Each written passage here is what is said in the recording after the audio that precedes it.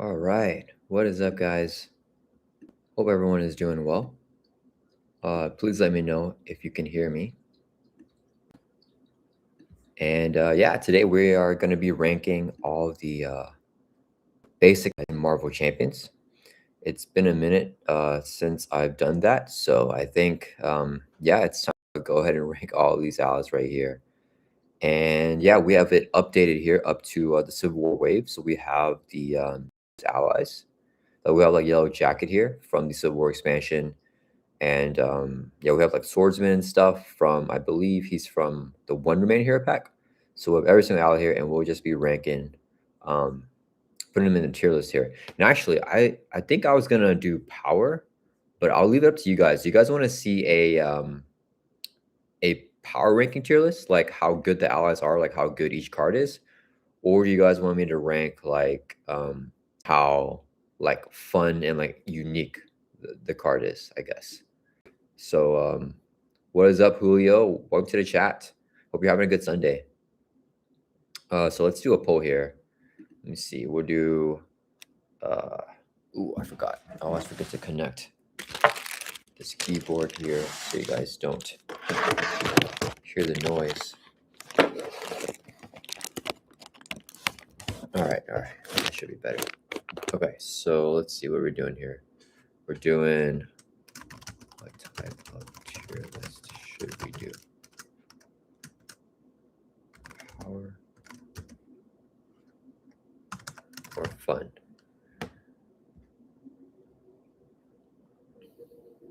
And Julio, I mean, there's not a lot of people in the chat right now, so you guys may get the only votes for what we should do the tier list in.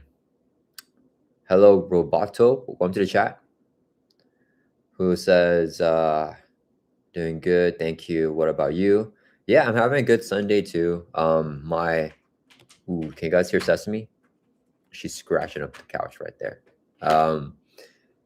Yeah, my wife was working super late today, so I was like, you know what? Let's go ahead and do a stream here. Doc7, welcome to the chat. Says Blockingbird goated. Oh yeah, Mockingbird is very good. Yeah, I also want to say like a lot of the allies here, since the last time that I did this tier list, I think my views on Marvel Champion, has changed a little bit. Because the last time we did this, I don't think I ranked. I don't know where I put Mockingbird. I do find her a lot better nowadays than I did back then. So I think some of my opinion has changed, and this will reflect that. Private public, welcome to the chat. You guys are voting for fun. You guys want to see a fun tier list? Okay. I mean, if you guys want to do a fun tier list, we can definitely do that. I'm a little bit surprised though, but yeah, I've never done a fun tier list for, I think, cards before.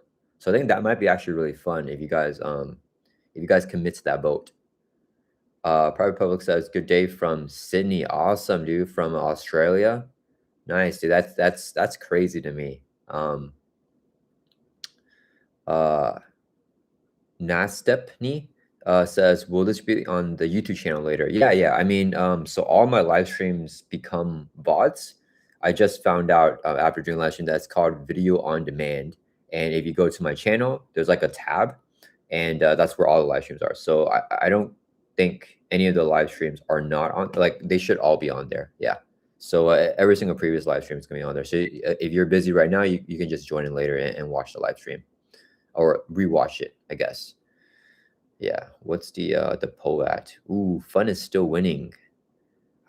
Man, that's interesting. I mean, I was entirely planning on doing a power ranking tier list here, so we do fun. I don't know what I'm thinking here. Looking at these cards, I don't really know what we want to do here for fun, but definitely, some of these cards are very fun, I think, and I think it gives us more opportunity to talk about the lesser used cards, because some of these cards I don't really use that often, but I think they're very fun. Maybe like they're like not that powerful, I guess. Private public says, why not both? Oh man, I don't know. I don't think I have enough time for both. I definitely have some time today, so I think this live stream might be a little bit longer than normal. But I mean, we can probably do the other one in a future date. Yeah, I just don't think I can do both in one sitting. I think that would be like 5 hours long. Um, I, I don't think I can last 5 hours here, guys. That's a little bit longer. Okay, let me see. What's the poll looking at? 50%. Oof. Another choice that I was gonna do today, because I was like, I want to talk about because I'm really hyped on Spider-Man Brand New Day. You guys seen that trailer? I'm guessing. I wanted to do a MCU like ranking tier list for like all the movies, but I don't know if you guys would be interested in doing that. So let me know if you are like a MCU watcher and if you guys want to see that. I actually looked up a tier list for all the movies for the MCU and stuff, and I thought I watched everything. So I thought that would be okay for me to do tier lists since I've seen everything. And then there's stuff that I have not seen. So like on the tier list, it had stuff like what's this? Like, so I've seen The Defenders. I haven't seen Iron Fist. I heard it's not good. I also don't like from the so I only know Iron Fist from The Defenders, from that Netflix show. So I haven't seen a lot of the Netflix shows. I've seen all the Disney Plus stuff, and to my knowledge, they've all moved on to Disney Plus. So yeah, so I need to watch those, but I haven't seen those, so I would not be able to do a ranking for those. But that tier list has like a have not watched like tier. So Julio says the MCU tier list would be good too.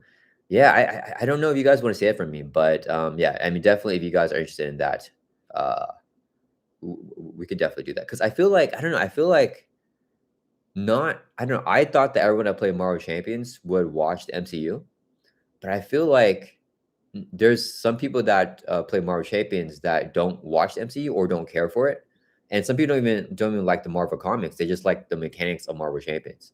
So that's interesting to me. I think I'm definitely someone that needs to like the game when I play it. Like most of the time, I don't know. If there's any game I played where I don't like know the lore of it. Like really got into. I mean, right? Nastep says I'm more of a comic guy. Gotcha. Yeah, I've only read like Spider-Man comics. Um, have I read? I'm definitely more of a manga guy. Trying to think of if I read another like Marvel. Definitely never read DC comics. Um, yeah, I don't think I like read like bits and parts, but not really like a lot of stories, I guess. Um, okay, all right. What's the point? Oh, it's tied up, guys. Come on, get your votes in, guys. It's still tied up here. We can't begin until chat decides what we're doing. Roboto says, "What about a Spider-Man Brand New Day prediction bingos for a stream idea? I think that could be fun." Oh man, okay, yeah. I actually that I didn't even think of that. That sounds really fun. Do you guys think we're gonna see? Okay, so I guess we can talk a little bit about that right now while we're waiting for the vote here, because it's still tied up. It's tied up now at Power and Fun for the tier list. So guys, get your votes in if you guys haven't voted yet. Um, so okay, I would love to see Man Spider in Brand New Day. I feel like they're hinting at it. I think they're hinting at it, right? I just don't is like I don't feel like they're bold enough to full on make Peter Parker like the full on, with the big like spider head. Do you guys think they're gonna do that? I would love to see it. I would love to see it. I just don't know if they would do that. I feel like all fans want to see that, right? Don't we all want to see Man Spider? Like have him have like 6 arms and then like the like look freaky, Nora Antlers, welcome to the chat, dude. Yeah, we're right now we're waiting for. Oh, okay. It looks like Power is winning right now. For the type of tier list. So we're ranking all the basic allies and Marvel champions. And I don't know if we should do Power or Fun.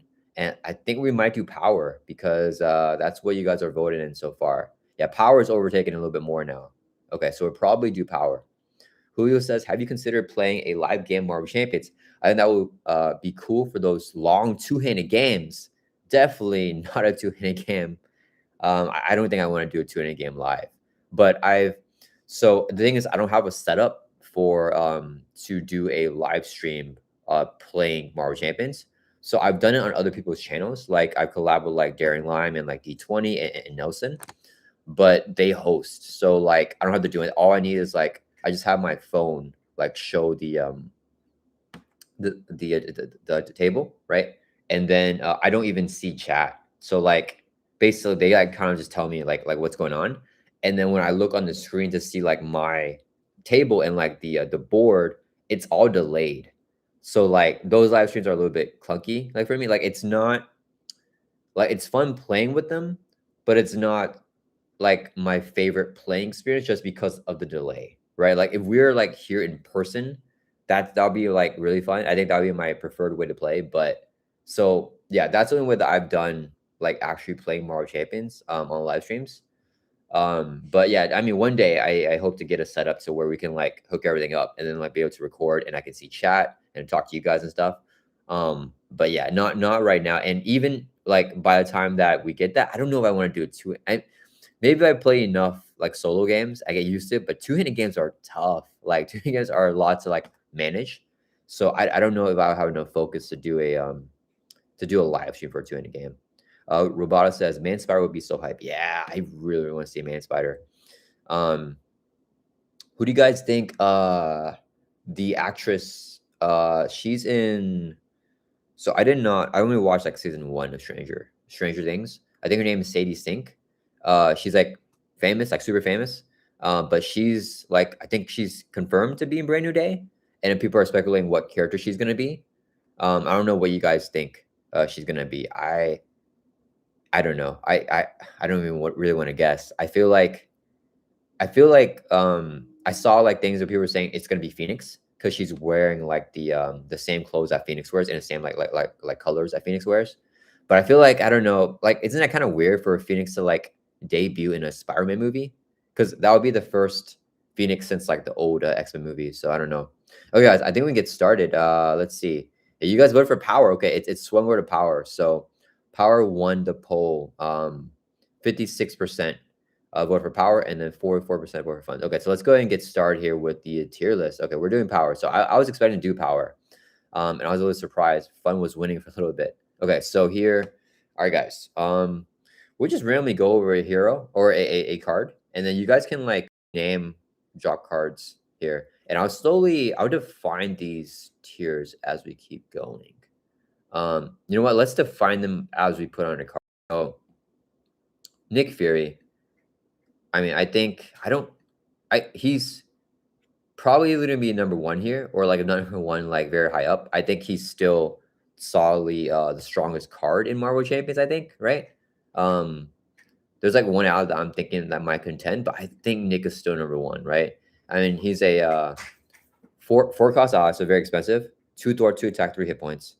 So basically, you just activate, and then as a force response, so you have to trigger it. You choose one that affects when it enters play. You can choose. I think I remember this. You can choose either draw 2 cards or draw 3 cards, remove 2 threat from a scheme, or do 4 damage to enemy.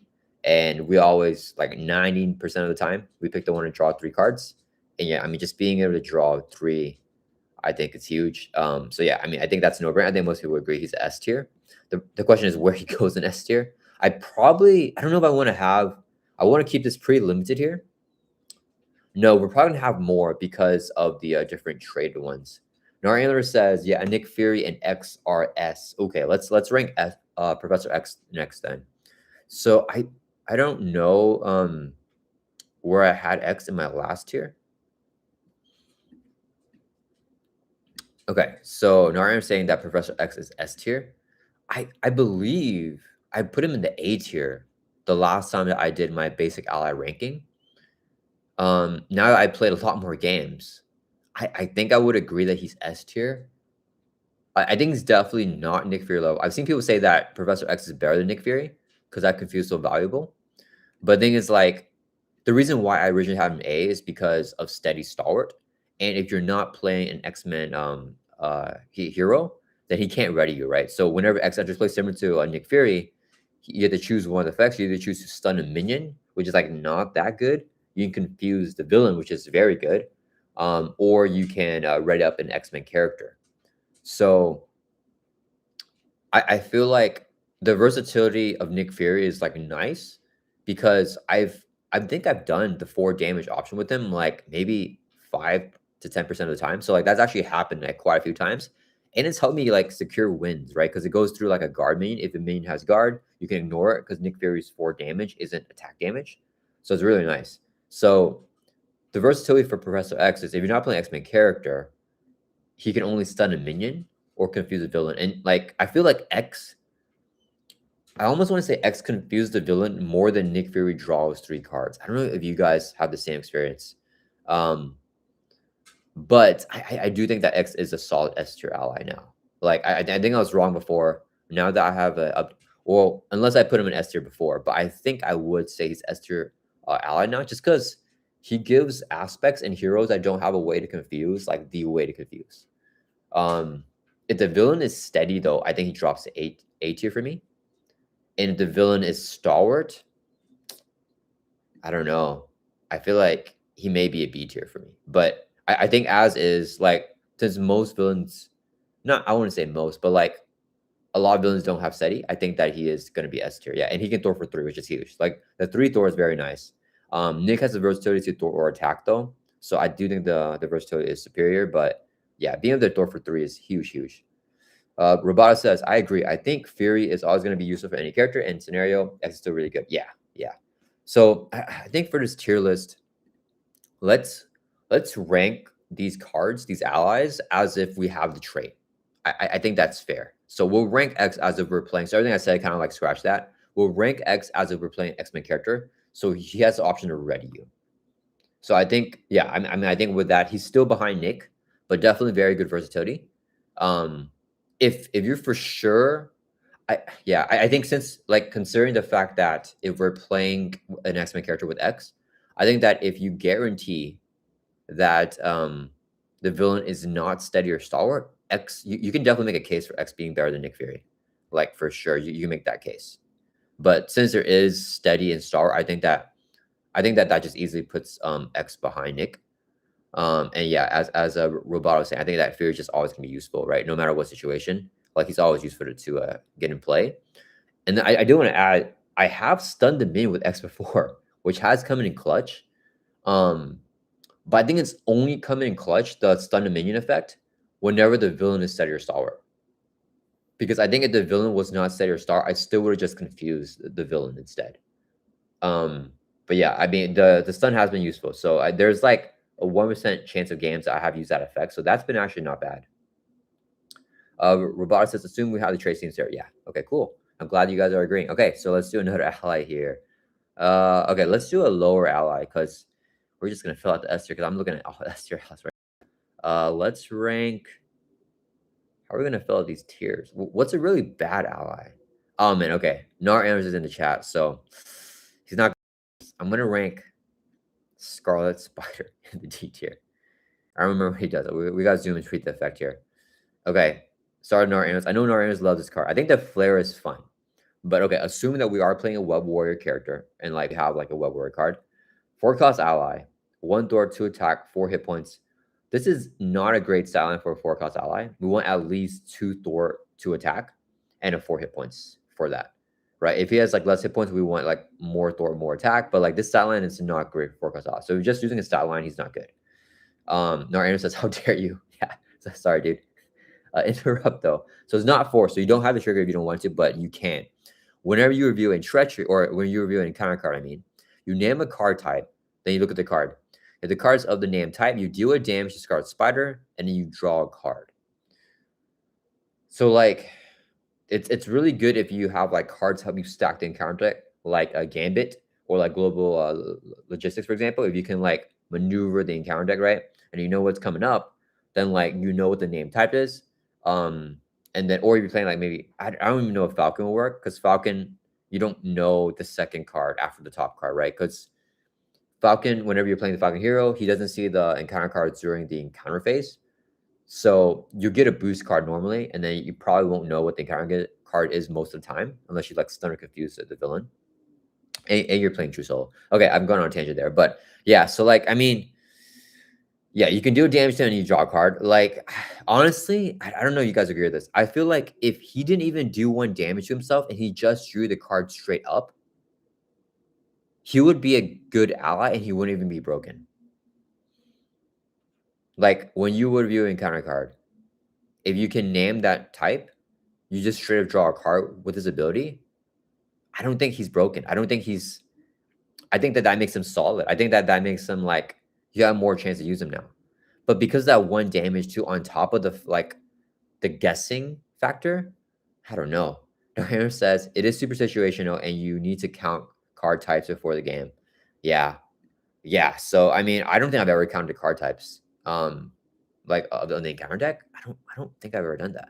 So yeah, I mean, and I feel like I'm a pretty hardcore player, right? So like if I haven't done that, I feel like a lot of players haven't done that. So yeah, I think that he is one of the worst allies in the game because like you don't want him for his stats even like even his stats aren't that good.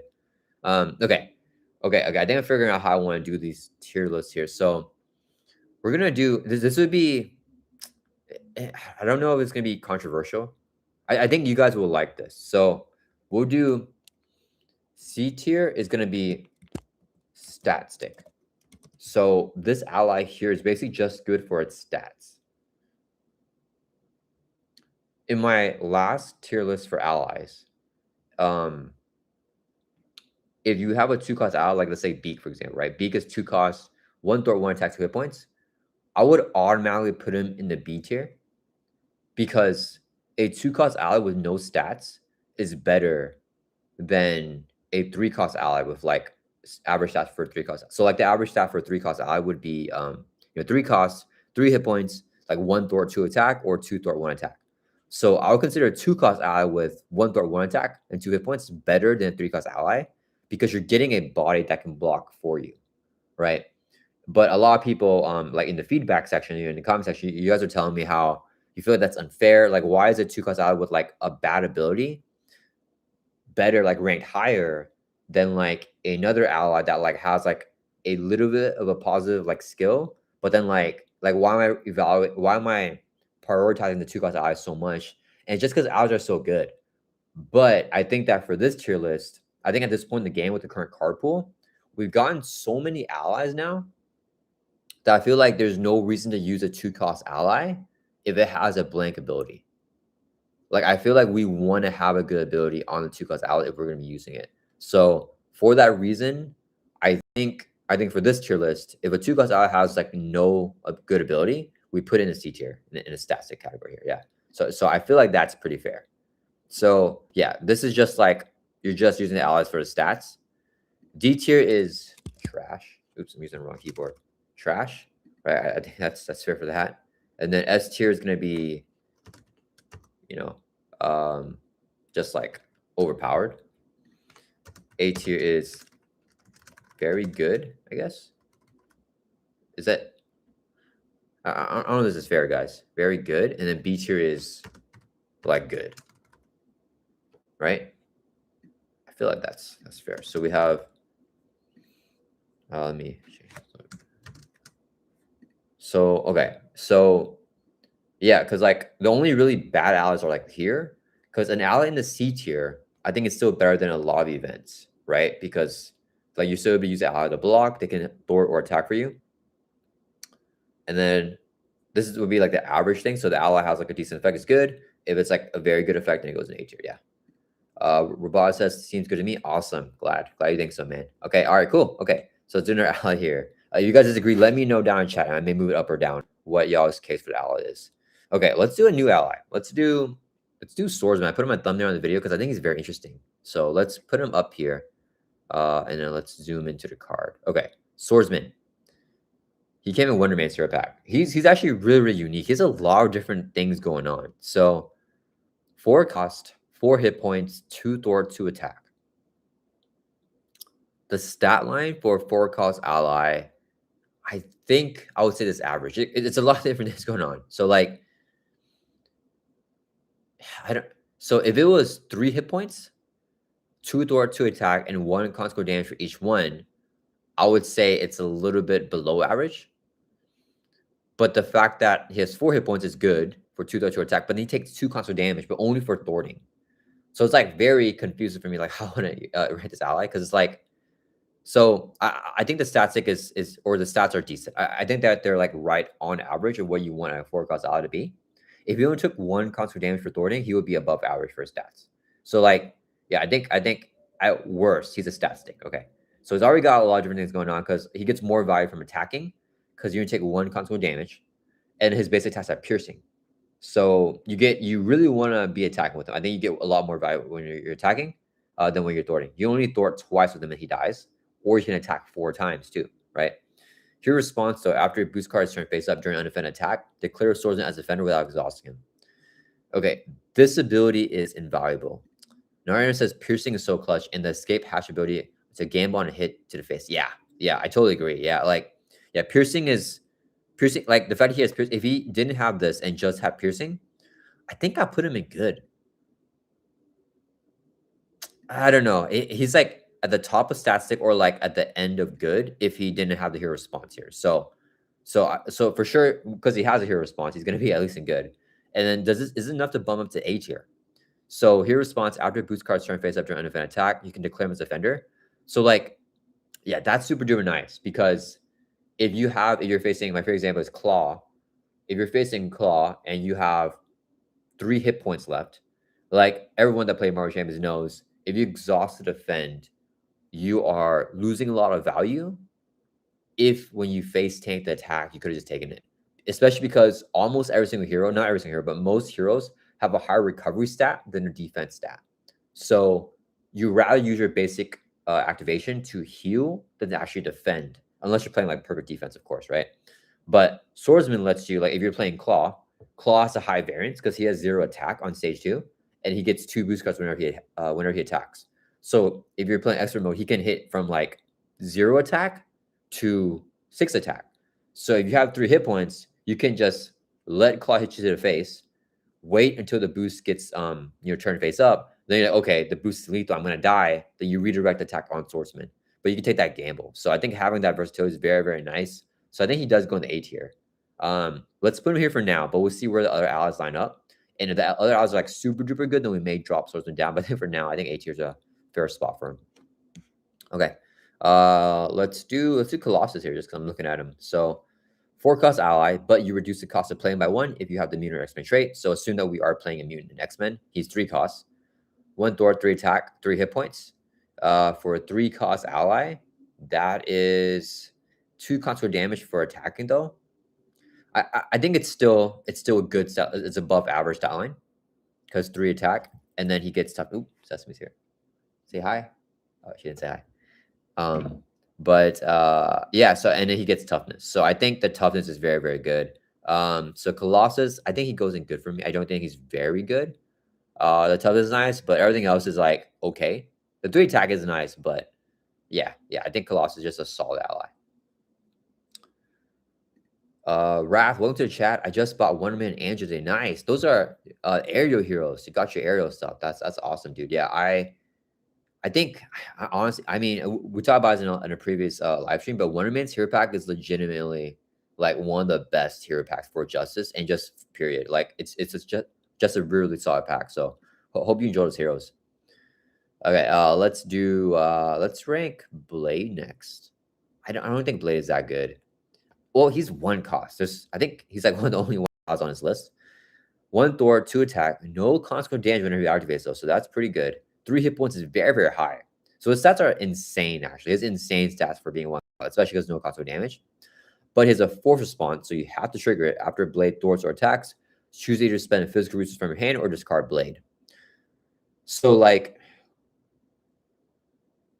you know, he's not terrible. I feel he's pretty good. Like, if you activate once with Blade, like compare him to a 2-cost ally, right? You play him for 1 cost, you swing for 2, you spend a physical resource, so he's makes him basically 2 cost, and you block him the next turn. He fulfills the role of a lot of 2-cost allies. The only drawback is that you have to spend a physical resource from your hand. So like, it has to be a physical. It can't like, and then you can't use like the Quinn card to generate a resource, right? It has to be on hand. So Narayana says Blade is a must for Ursa. Yeah, he is the best. Actually, this might be a hot take, but this is actually only recently playing Hercules more in the current environment and with Ursa minus heroes. I think that Stinger, the leadership ally, is actually the best Ursa minus heroes, like ally to exhaust. But Blade is basic, so you can use Blade in any deck. So I think that gives Blade the case for that. But yeah, he goes. I think it's a stat stake. I think it's a stat stake. Like his ability basically just like keeps him alive, but at the end of the day, he's just stats, right? At the end of the day, like he basically has no ability, right? He's very, very cheap, very efficient.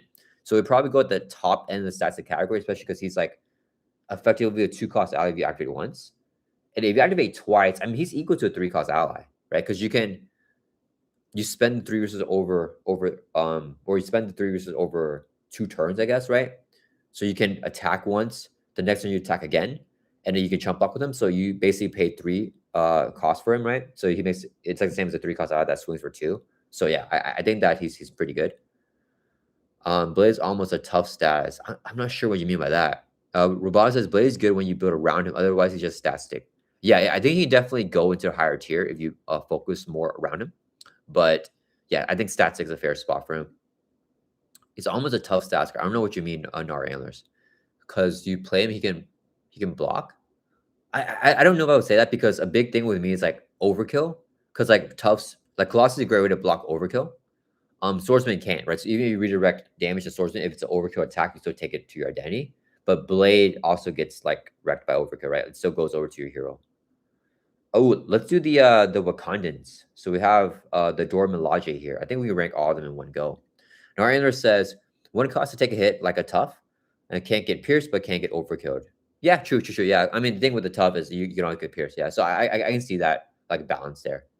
Okay, let's do the Wakandan. So we have the first Dora Milaje. We got Ayo here. 3-cost ally. 1 to attack, 3 hit points. Response after you use the basic power. Resolve special ability on another Dora Milaje ally. This is a tough one because she needs another card to be good. Menon, welcome to the chat. Nearly midnight here, so I can't join in, but have a good stream. And I better see Gambit in upper tiers. I want to see the bottom more. Hey, that's okay. Hope you have a good night. And yeah, I mean, I don't want to spoil it, but Gambit, I'm gonna try to make my case for him to be very, very high. But I'm glad you're able to join in for a little bit here. And yeah, have a good night. Yeah. Gambit. I think I'll do him after we do the Dora Milaje here. But Gambit's very, very good. Yeah, Gambit. I don't. He's one of my favorite allies. And I know Naranos also loves Gambit. Gambit's so good, guys. He's super, super good. Okay, so we have AO here. Okay, so she's a super tough one to rank.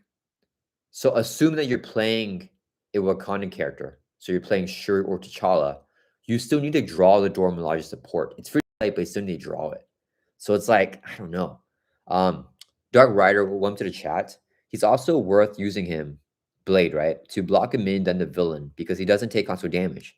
It's worth using his health to. Oh, that's true. He can take a minion shot too. Yeah, so he's definitely like at the epitome of a stat stick. But like we compare him to like the Hulk ally from Aggression, who has 5 hit points. Sure, Hulk costs more, right? He's 2 costs. I think that's a little bit more valuable to have like the 5 life, I guess. Because you can risk taking a hit from villains and having Hulk survive too. Nor Antler says, I'm preparing myself for what you're gonna say about my girl Alice Bear. Oh man, we will do her soon too. I'm not gonna spoil what I'll say about her. Rabah says just got sure recently. These guys are really fun, but they really need the Dora Milaje support. Yeah, they need the Dora Milaje support to really go off here.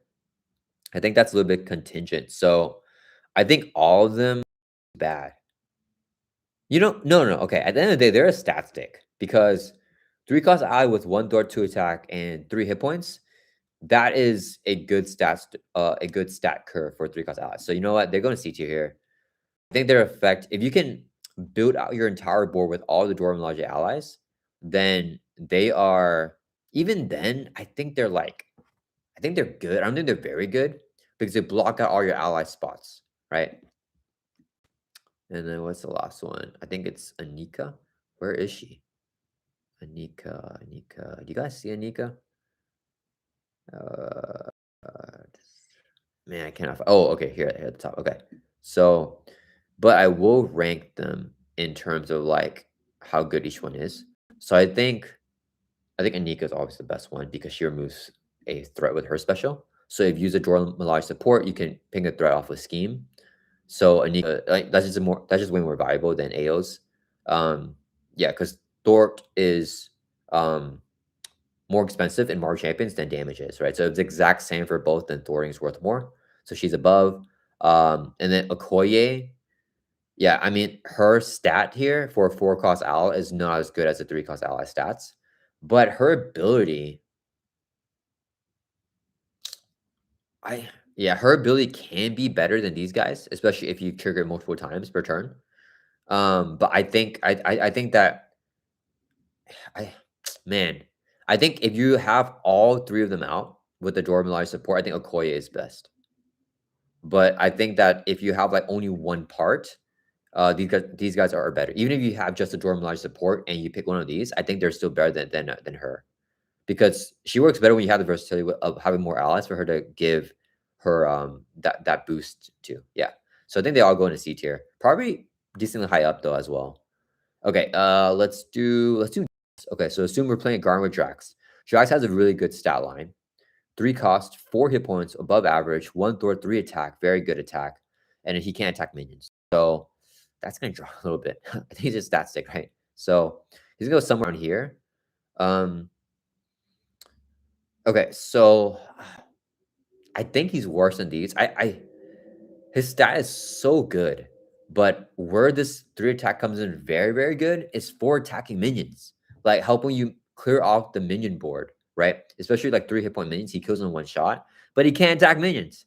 So it's like that's like the main reason I would want this type of silent ally is to help me clear minions, and he can't even do that. So I think he goes in a stat stick probably. He does have really good stats, but I think that's just a really bad effect. Yeah. All right, let's do. Oh, I said I was gonna do Gambit next, right? I promised minimum. I was doing Gambit next. Sorry, minimum, if you're watching this VOD here. So let's do Gambit here, and we're gonna do Alice Bear for Gnar Antlers. Okay, where are we? Gambit. Okay.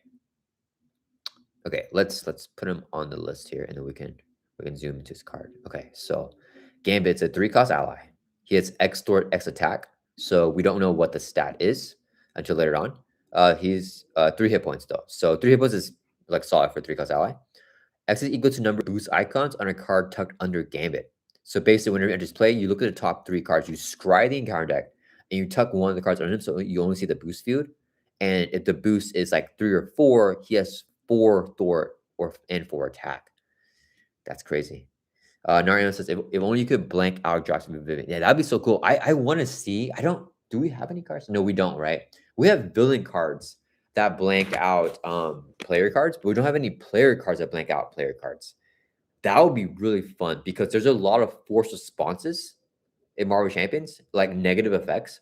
And if they introduce a card that can blank out a forced response on your own like hero or a hero card, I mean that might break the game, first of all, but like that'd be really interesting. Cause like I'm thinking about like what's like a nasty force response on like Nebula?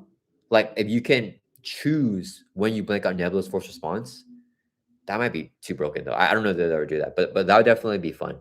Okay, so yeah, Gambit does this thing, and then basically, yeah. So at worst, if you get 3 cards, 3 encounter cards that are all 0 boosters or just boost effects, Gambit has 0 threat, 0 attack. That's happened to me more times than I can count. So like that does not feel good. But he gives you the encounter card knowledge, which in a lot of cases, in my opinion, is better than a confuse from Professor X. Because even if the villain's steady and stalwart, you know exactly what you're getting, and you know the villain won't scheme out if you prepare enough. So I think Game is invaluable. I think that, and I mean, if you do that, he can still block, right? If he has 0 Thor, 0 attack, he can still block for you. But then like, so I think at worst, if you get 0 Thor, 0 attack, I think he's behind Professor X. I think he's still S tier actually. I I don't know. I don't know if that's a hot take, guys. I think Gambit's S tier if you get 0 Thor, 0 attack with him. Caveat: S tier for true solo. S tier for true solo. I don't think the effect is as valuable. Yeah, I don't think he's as valuable in multiplayer. Because in true solo, when you tuck a card in your game, you put the other 2 cards back on top in the same order. So you know the boost card coming up, and you know the encounter card. So you know the whole villain phase. But if you're playing multiplayer, he just gives you like the next 2 boost cards, right? Which isn't anywhere as good. Because knowing encounter card is way more valuable than knowing boost card. Demo says Hulk's force response. Oh yeah, that would be fun to blank out Hulk's force response if there's a way to do that. The Hulk guy would just be, I don't know if it'll make him super good though. He'd just be super cheap and he can swing for 3. So like he'd be like a crazy stat stick. Jeremy, welcome to the chat. For me, Gambit is also an S tier ally because I don't have any easy access to Confuse with my card pool. X is impossible. Oh yeah, X is in the legacy environment. Yeah, yeah. And he allows me to plan ahead. Yeah, he's basically your Professor X, right? So yeah, I think that, yeah, I think that's a really good case for him. So he's kind of a confused for people that don't have X because Gambit's still in the current environment. So if you get 0 Thor, 0 attack, I think Gambit is still S tier, but probably the bottom S tier. If you get a 4 booster, he has, which has happened to me, definitely not as many times as the 0 booster has happened, but it's happened before. If you get 4 Thor, 4 attack, I think it's better than Nick Fury, guys. So like his peak potential, the knowledge, and being able to have the board impact of 4 Thor, 4 attack. Usually it's the 4 Thor. It's just insane. I mean, he can throw 3 times. That's 12 threat removal. If you're playing a deck that can heal him, like the pool after something, like with tic-tac-toe, or like with what's it called? Mutant the X Mansion. Like, yeah, he becomes like super, super good. But I think on average, he's solid. I think he's under Nick Fury on average. I think on average, the encounter card knowledge is nice. It just gives you a flip. But his impact may not be as good depending on the boost cards that you get. And if you're decking out, like it's still useful, and then in multiplayer it's less useful, right? So this is really a true solo card. I think X probably it's a little bit better in multiplayer because you can write any X-Men character, but you really want that in turn though. So like, because you can only play X during your turn, and another play, if you write up their like identity or their ally, they can only use the activation during their turn. So like if their turn already passed and you play X to write someone else up, it's not like it's that good. So I think even X is like not like a crazy multiplayer type of card. So like I think even X is better than true solo, right? Yeah, because the confused like cancel the entire thing. Yeah, like Saz are better in true solo. So yeah, both Gambit and X are better in true solo, and not as good in multiplayer. And I think Gambit, yeah, I think that's a good spot. That's where I'll personally put Gambit. Rabada says knowledge is power. S is for smarties. Yeah, yeah. Norhandler says in his grinded game is go tier. Yeah, he adds that scrying in the basic card too, which is crazy. Like he should have definitely been a Justice ally in my opinion. Like I kind of wish he was Justice. Sure, he's not as good in Justice, obviously, because you can include this in any deck. But like I just feel like he's too powerful in because like S tier, these are OP cards.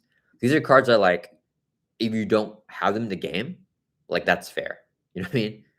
But at the same time, these cards are all needed when you're facing like Ronin or like Venom Goblin, right? It's like these are the cards that you rely on against those more difficult scenarios. But against regular scenarios, they feel kind of like not fair. Jeremy says, yeah, even if he whiffs, he's goated. Yeah, yeah. Even if he whiffs, I think he's still an S tier. Yeah. All right, guys. Glad you guys agree. Okay, so we have game pretty high there. So Venom, shout out to you on this. Okay, Nariner says Atlas Bear. I'm gonna break Nariner's heart here. So Atlas Bear, I know Nariner loves this card because he loves the posse cards. Alice Bear's posse with on 3 cost ally, 1 throw, 1 attack, 3 hit points. So this is a terrible, terrible stat line for a 3 cost ally. Because we look at like Iron Lad right here, he's 2 cost, 1 throw, 1 attack, 3 hit points. So same stat line, but 2 costs. So not a good stat line at all. Exhaust Alice Bear. Look at the top card of a player deck. If the card is an event, you may deal 1 damage to Alice Bear, add that card to its owner's hand. Okay, this guy or this card here is just like this guy. I think that if you took out the ability here where you deal a damage, so if it just said, for example, if the card's event, you may add it to your owner's hand. Like, that would not even be too powerful. If it was just doing that, I think that would make it fair. The fact that you have to deal with damage on top of exhausting Alice Bear, man, these RNG cards where you have to like guess, I'm just not a fan of them. I think that Alice Bear is trash. I don't know if she's worse than Scarlet Spider. I think that she can be fun with Nora Antler's like shenanigan type builds, but I don't think she's that good. Because we are doing power here, right, for the cards. So I have to find out if she's better or worse than this guy. I think she's worse than Scarlet Spider because Scarlet Spider can be readied up, right? He uses this thing during the villain phase, but then he can still activate during player phase and still use it if he's exhausted, right? So I think he's a little bit better. Yeah, but both their stats are not good. And I'm not a fan of their abilities. So sorry to Narcos again. Josh, welcome to chat. Says Agent 13 is so good. Okay, let's do Agent 13 here. Agent 13. Oh yeah. So assume we're playing a shield. So this is not for a shield hero, but a shield deck, right? So you can still play a shield deck without a shield hero. So we're gonna evaluate her as if we're playing a shield deck. 4-cost ally, 2 thwart, 1 attack, 4 hit points. This is a good stat line. Like it's. I think that she needs to attack to make it a good stat line. But I think the fact that you're probably just throwing her every single turn and the thwart is more valuable, and that you can just always have her thwart. I think that is a good sign. Like just assume that you always thwart with her. If you ever attack with her though, she loses value. But I think it's a good sign if you're just thwarting. After she attacks or thwarts, you choose to shoot support, ready to support. So, no answer the crying emoji. Sorry, dude. So yeah, I mean, this is pretty good. It's a pretty good ability. It's a very good ability. You can abuse it, but the thing is, she's low tempo. Just like with the Wakandans that we looked at over here. 13 is not good on turn 1 or probably turn 2 because you don't have a shoot support that you want to get the ready on, right? If you play her on a turn where you're more built out, there's times where she's better than Nick Fury, right? If you can ready like the Helicarrier like multiple times per turn by readying up Agent 13 and she's throwing for 2 every single time, you can really like do crazy combos. So yeah, like if you have like command teams and leadership or get readies with her, she's thwarting and readying up in her shoot support. She can chain herself with command team, so you can like remove 8 threat 1 turn like with just her. So like her peak potential is very high. Peak potential is maybe top of very good or like OP maybe, I don't know, or maybe I don't know. But her lowest potential is she's like kind of like at the bottom of stat stick if you adjust her. So I think I'm gonna average out. I'm gonna put her in good. Jeremy says powerful, so powerful. Yeah, I think that she can be. I think that she can be. I think that whenever I'm playing her though, I always want her at the end of my first deck pass, or I want her in my second deck pass. And I just like as a build out player, I find like she's good, but I find myself giving more priority to cards that affect the early game more because she's almost you can almost make the case that she's a win more type of card. So like does she help you swing a game that you're losing into a game you're winning? Because the turn you play her, she's storing for 2 and readying it 1 shoot support, right? That's like when you play, that's all she's doing. Throughout the course of the game, though, she pops off.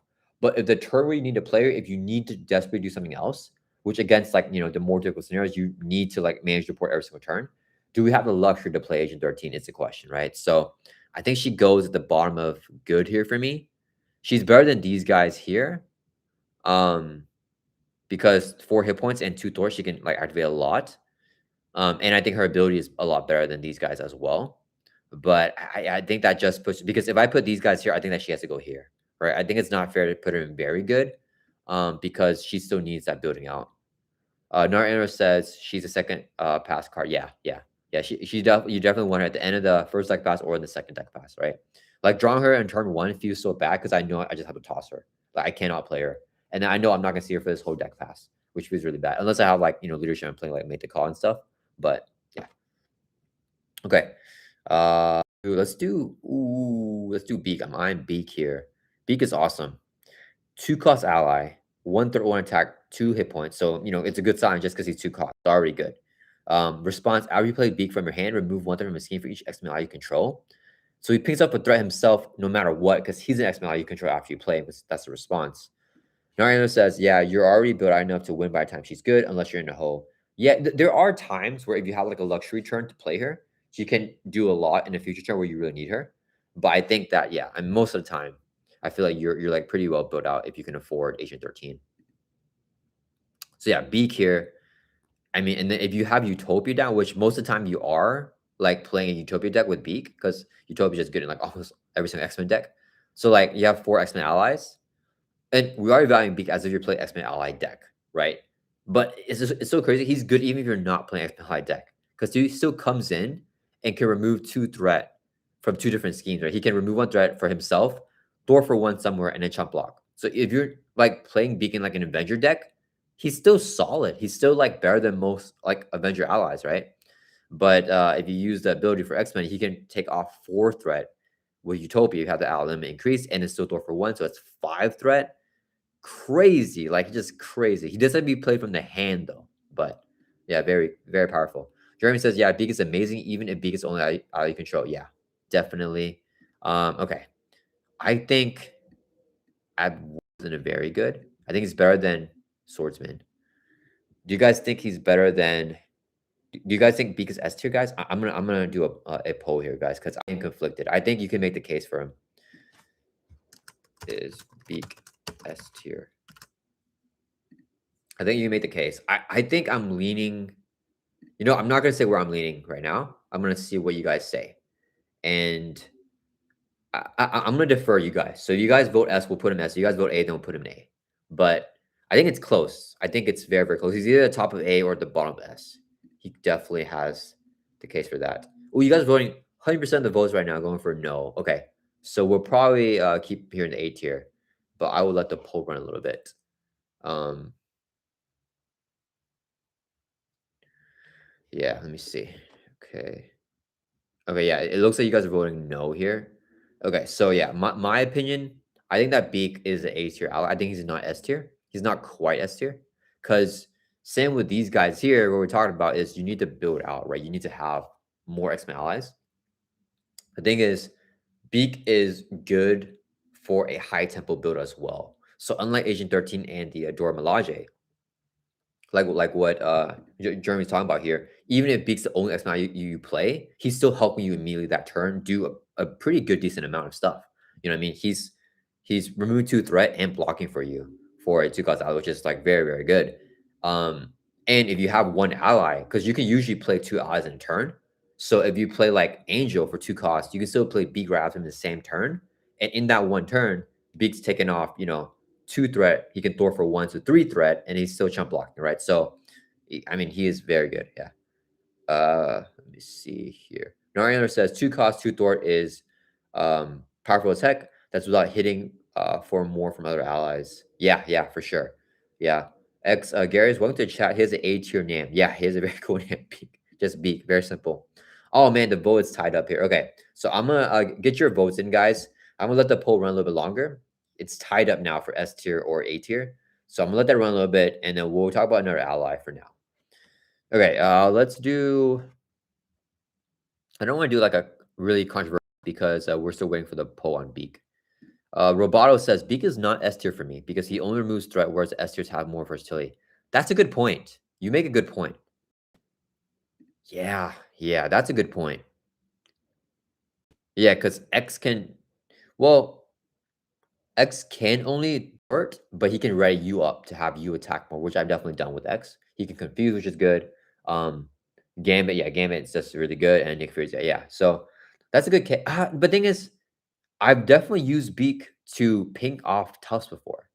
Like coming in, he removes 4 threat and he pings off a tough. So I think you can make a counter case for him too. So I'll still leave it up to chat here. So wherever you guys end up voting for Beak is where I'll put it. But you could definitely because like he can still like attack for 1 with his basic activation, and a 2 cost out that takes off like let's say 3 threat for example and does 1 damage is still pretty good. Okay, let's do Angel. He's 7-2 Colossus, but I don't think he's as good. So 3 cost ally, 1 Thor, 2 attack, 3 hit points, but reduce the cost split by 1 if you have the Mutant or X-Men trait. Assume we're playing him with mutants or X-Men. X-Men, he is a 2 cost. So 2 cost for this stat line is like amazing. But unlike Colossus, he doesn't have a tough. So he just goes in the stat stick. And actually, I know I said earlier Blade will probably be at the top of the stat stick category, but I mean Angel basically has no effect. He's just a stat stick. But Angel's better than Blade. Yeah, Angel's better than Blade. Because Angel, for 2 costs, gets the value of a 3 cost ally if you swing at if you attack with him twice in a chump block. For Blade to get the value of a 3-cost ally, you have to spend 2 physical resources. So he'll be 3 costs, yeah. So and like even for like high tempo, like if you want to stay low to the ground, Angel's really good. He's only 2 costs. So I think Angel's better than Blade here, yeah. Yeah, Angel's very good. But just a stat stick though at the end of the day. Jeremy says, I think S should be for really OP allies. The stables of basic allies. Beak definitely has a high ceiling, as you mentioned, but I don't think he's in auto include. The question is, because of the criteria for the tier list, we're evaluating as if we're playing an X-Men character. So is Beak an all include for, sorry, not X-Men character, an X-Men ally deck, right? Because some of the cards, like you only need to play a character, but we're evaluating Beak as if we're playing a deck with X-Men allies. Like Beak maybe an all include for any X-Men ally deck though, right? I don't know. I mean, I agree though. I think that he should be A tier, but I don't think I'll be mad if Chad votes him up to S. But yeah, I agree with you that Beak is an A tier ally, but maybe for a different reason. Yeah. Okay. Let's run through some allies here, guys. We're gonna do. Oh, White Fox might be a tough one to do. Okay, let's talk about White Fox here. So I actually really like White Fox. She's a terrible stat ally though. 3 costs. No, okay. Okay, wait. Okay. We gotta keep the same criteria here for White Fox as we do for the other allies. Right? We have to be fair. So not really for a posse deck, but for a deck that discards. So we're assuming that we're running White Fox in a deck where we're also running Digging Deeps, right? 3 cost ally, 1 Thor, 1 attack, 3 hit points. Response after she discards from top of your deck, you put it into play under your control. So assuming that you are running her in a deck that discards a lot, oh man, I think that she's just good. I think she's just good because all that she provides is a body if you can hit her for the discard. If you don't hit her for discard, she's trash. I like hate her so much. Like I've definitely been forced to play her because I have a dead hand and she's only out of my hand and I just have to play her. Whenever I actually paid 3 costs for her, it feels so bad. It's like the worst thing in the world. Like if you pay the cost for her, like something went wrong. And it's definitely happened to me. So things that went wrong before. So yeah, you don't want to pay for a cost. But if you get her ability, I think she's good. I think she's better than Static because you get her in for free. And yeah, just with milling decks, it's very good. So man, guys, get your votes in on the Beak poll, guys. It's still tied up right now. So yeah, I think White Fox is decent. Let's do Dunham Dugan, 5 cost ally. This guy's crazy. He has 5 life, uh, 3 Thor, 3 attack, but 3 consequent damage retorting and 2 consequent damage for attacking. All right. He shield whenever you use one of his basic powers. So when you Thor attack, you exhaust up to 3 shield cards you control. For each shield card exhausted, he gets +1 to that power for use. He takes a lot of setup. Yeah, he is. I think he's not as good as Okoye or Jordan Melage. I don't think he's trash. I think that he's provided good value for me before. He definitely has. He helps you with the final. He can swing for like 6 or Thor for 6, like big burst removal. So yeah, he definitely has uses. I think he's better than Drax. I think he's better than Drax. I don't think he's good as these other. Like he requires a lot of stuff, right? You need to have all these shoot cards for you to exhaust to get full value out of them. So yeah, it's interesting that he's a shield like ally that needs build out, but it's worse than Dorm Logic, and then Agent is better than him.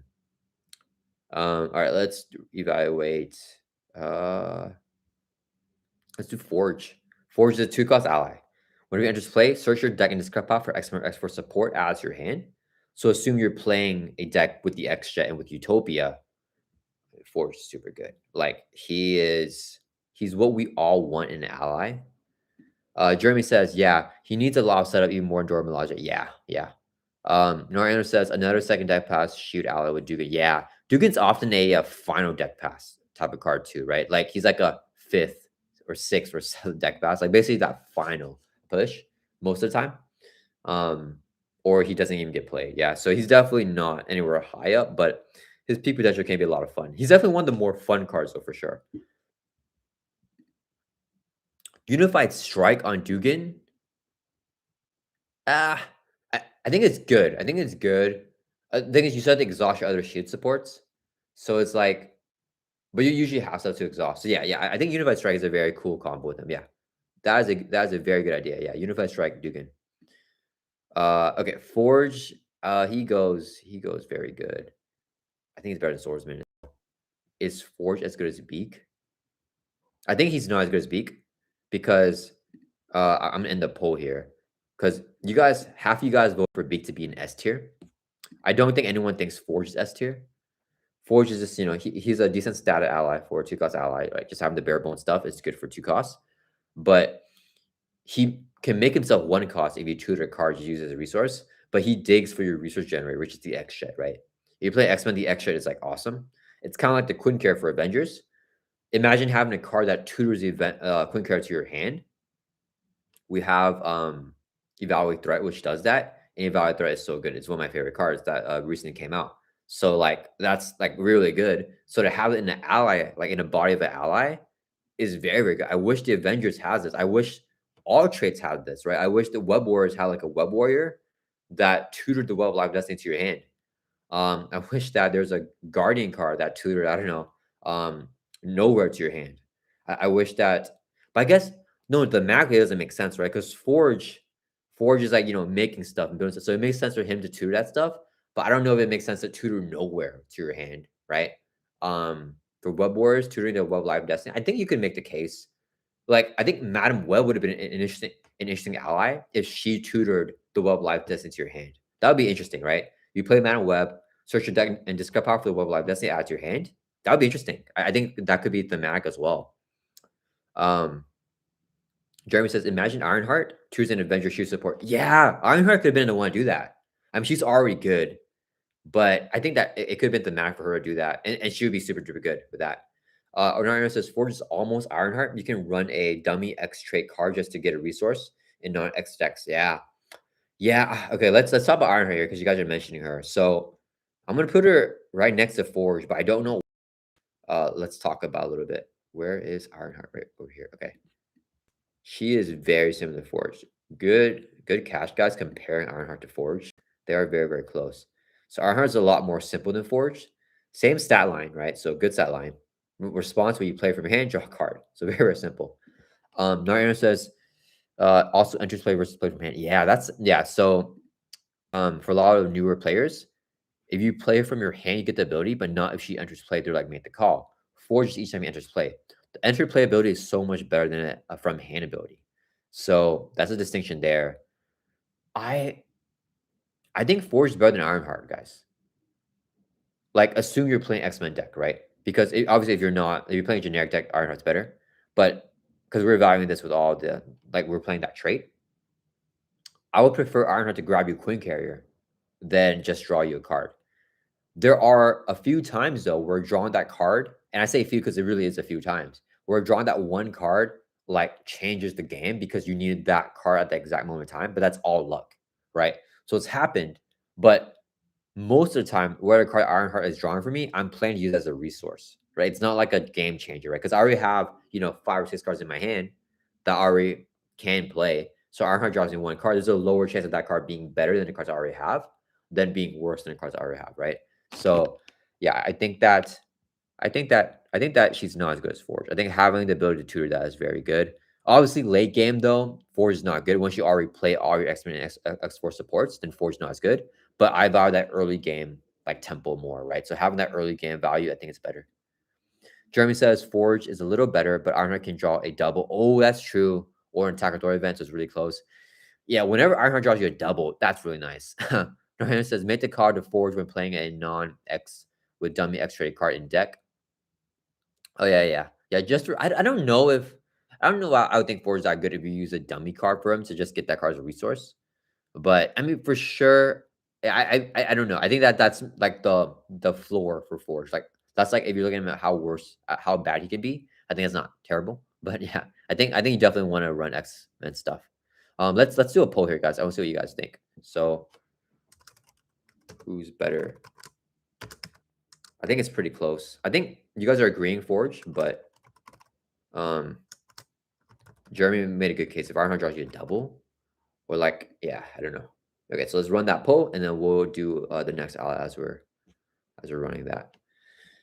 Okay, let's do Deadpool. Okay, So Deadpool, I think, is a stat stick. 3 cost ally, 2 Thor, 2 attack, 3 hit points. That's a very good stat line for a 3 cost ally. Very, very good because he has 2 Thor and 2 attack. Force interrupts, so you have to trigger this. Whenever he will be defeated, consequence damage, heal 3 damage from him, add inside rich token to the main scheme. This is not really a bad effect for Force Interrupt because he's usually just chump blocking for me. I very rarely use that last hit point to activate with the ally. You get more value when you chump block, right? So it's not that bad. But if you really need a body, like if you're playing like Hulk, for example, and you just really need thwarting, like Deadpool can give you unlimited thwarting. Sure, you got to ask that rich token, so he kind of negates himself, but like he gives you unlimited thwarting. So I I almost want to like he's a stat stick, but does his effect make him good, or is he still just a stat stick? I think he's still a stat stick. I think that the fact that I'm considering it, I think I'll put him above Angel. The thing is, I do think Angel's better though. I feel like Angel's better than Deadpool. Am I tripping, guys? Is Angel not better than Deadpool? Like I feel like if I draw them both, I prefer Angel. I don't know why. My heart tells me I prefer Angel, so I'm gonna put Deadpool behind. But my brain says Deadpool is better. Um, Jeremy says I'm biased towards Ironheart though, just because I don't have Forge. I do think Forge is more consistent. Gotcha. Oh, Ironheart is landsliding this, guys. 67% and a decent amount of you guys voted. Okay, so we're putting Ironheart above Forge. Holy cow, I didn't expect that. Yeah, I feel like most of the people that chatted said that Forge is better, but it seems like people that didn't say anything think that Ironheart's better. Okay, so we're gonna go with Ironheart then. Garius says because you don't want to spend 3. Oh, for Deadpool? Yeah. Is that fair for me to put Angel above Deadpool? Just because Deadpool is 3 costs, I don't wanna pay 3 costs for him. I think we do gotta have that. I think that is fair. I'm trying to limit how biased I am for 2 cost allies, because 2 cost allies I think are just so much better than non-2 cost allies. But I think that we have to, like, consider here, especially for a static category. I think, like, because we don't really care about the abilities as much, right? It's more for their stats, and Angel being 2 costs is really good. Yeah. Yeah, good really good point there. Noah says Deadpool with inspired upgrade. Oh, yeah, I've never done that with Deadpool, but if you build him out or a Voltron, I think he could be a lot, more powerful. Robert says Ironheart is useful in more decks and anytime. Yeah, I think that's what people are thinking. So, yeah, I went ahead and moved Ironheart up, in front of Forge because you guys voted for her to be a little bit better than Forge, which is crazy. I was surprised by that for sure. But yeah, I mean, she just has more versatility. Um, okay, let's see here. Ooh, okay, this is an ally that we're gonna do Vivian, guys. Vivian is an ally that I don't know how much I liked. Like, I think I did not I did not appreciate the value of Vivian the first time that I did this tier list for basic allies, like years ago. Vivian is crazy. Vivian's crazy. Narander says, "Dang, you can make the call, Forge." I'm shocked. Yeah, I'm a little surprised too. I think I would personally put Forge above, but yeah, it seems people like Ironheart more. Garrett says, "I think early in the game's life, Ironheart is probably the most included ally." Yeah, true. I think she's almost like I don't know if this is a hot take. I feel like people like Ironheart more than Nick Fury, and especially like early in the game's life. I don't know why. I feel like Nick Fury gets like a lot of hate for some reason. Like, but Ironheart, I've never felt like she got associated with the hate of like, oh, she's an all including every single deck. People just like, oh, it's Ironheart. Let me put her in. So yeah, I don't know. I don't know why Nick got the hate for like, oh, another deck with Nick Fury, but no one really says, oh, another deck with like Ironheart. You know? Um, what we're talking about? Oh, we're talking about Vivian. Okay, guys, what do you guys think about Vivian? Okay, so her stat line's okay. It's not like amazing. 2 cost ally. She takes 2 consequential damage for thwarting, 1 for attacking, 2 hit points. So if she thwarts 1, she's gone. Hero response. So I definitely messed this up before. You only trade this in hero form. After Vivian enters play, choose an attachment not only main or non-permanent stat scheme. Blank out the text box to end the round. Nart Antler says, I see Nick Fury hate as humble brags. Maybe, yeah. X Garrett says most air decks take her. Yeah, that's a good point. So like, it's not so like Ariel, she's great for that. But for strength and diversity. She's in all of my strength and diversity decks. She has 3 traits, guys. Crazy. Like, so she has so many like outside uses. And then here's like a very niche use that I've been using for her. Avenge Me decks, guys. Because she kills herself with 1 Thor activation, even if it doesn't have retaliate, right? She just Thor it. She knocks it. So you can play Avenge Me on her. She knocks herself out immediately, and you draw 2 cards. You can recur again and blank another card. That's insane, guys. Like, I feel like she's just getting better as the game goes on, and as there's more non-permanent side skins in scenarios, she can break the game more ways. So I don't really know it. Like, I feel like she's gotten better as well. Jeremy says Nick Fury is the best ally. It almost feels like you're cheating. Vivian is S tier ally, especially for me, especially in higher difficult scenarios. I think I agree with you. I think I wanted to keep the S tier as limited as possible. But I think Vivian's S tier, guys. I think that there's when she hits hard. Like when she hits like a seized, like I'm gonna have to pull up an encounter card to show you guys, because like there's such nasty encounter cards that like, and honestly, you can say it's niche, but there's enough in the game where she's just okay. So I hate this encounter card. It's a non-permanent side scheme, so Vivian can't blank it out. So when this side scheme is defeated, Magneto activates against a player who defeats a scheme. You can cancel an activation with her, and you cancel celebration as well. Like anything that has a when defeated effect, you cancel it with her, which is like so good. Hydra Patrol. Like you guys know I hate the Hydra Patrol. It's probably my least favorite minion? It probably is. Is it not the Hydra Soldier? Sorry guys, Hydra Soldier. Am I not sharing the tab? Oh man, I thought I was sharing the tab. Sorry guys. Okay. Let's look at see. I thought I clicked. Stop. Wait, where is it? Oh no, we were, I think. Okay, never mind. Okay. Hydra Soldier. Okay. So this minion right here has guard. When he's defeated, do you think engage player in encounter card?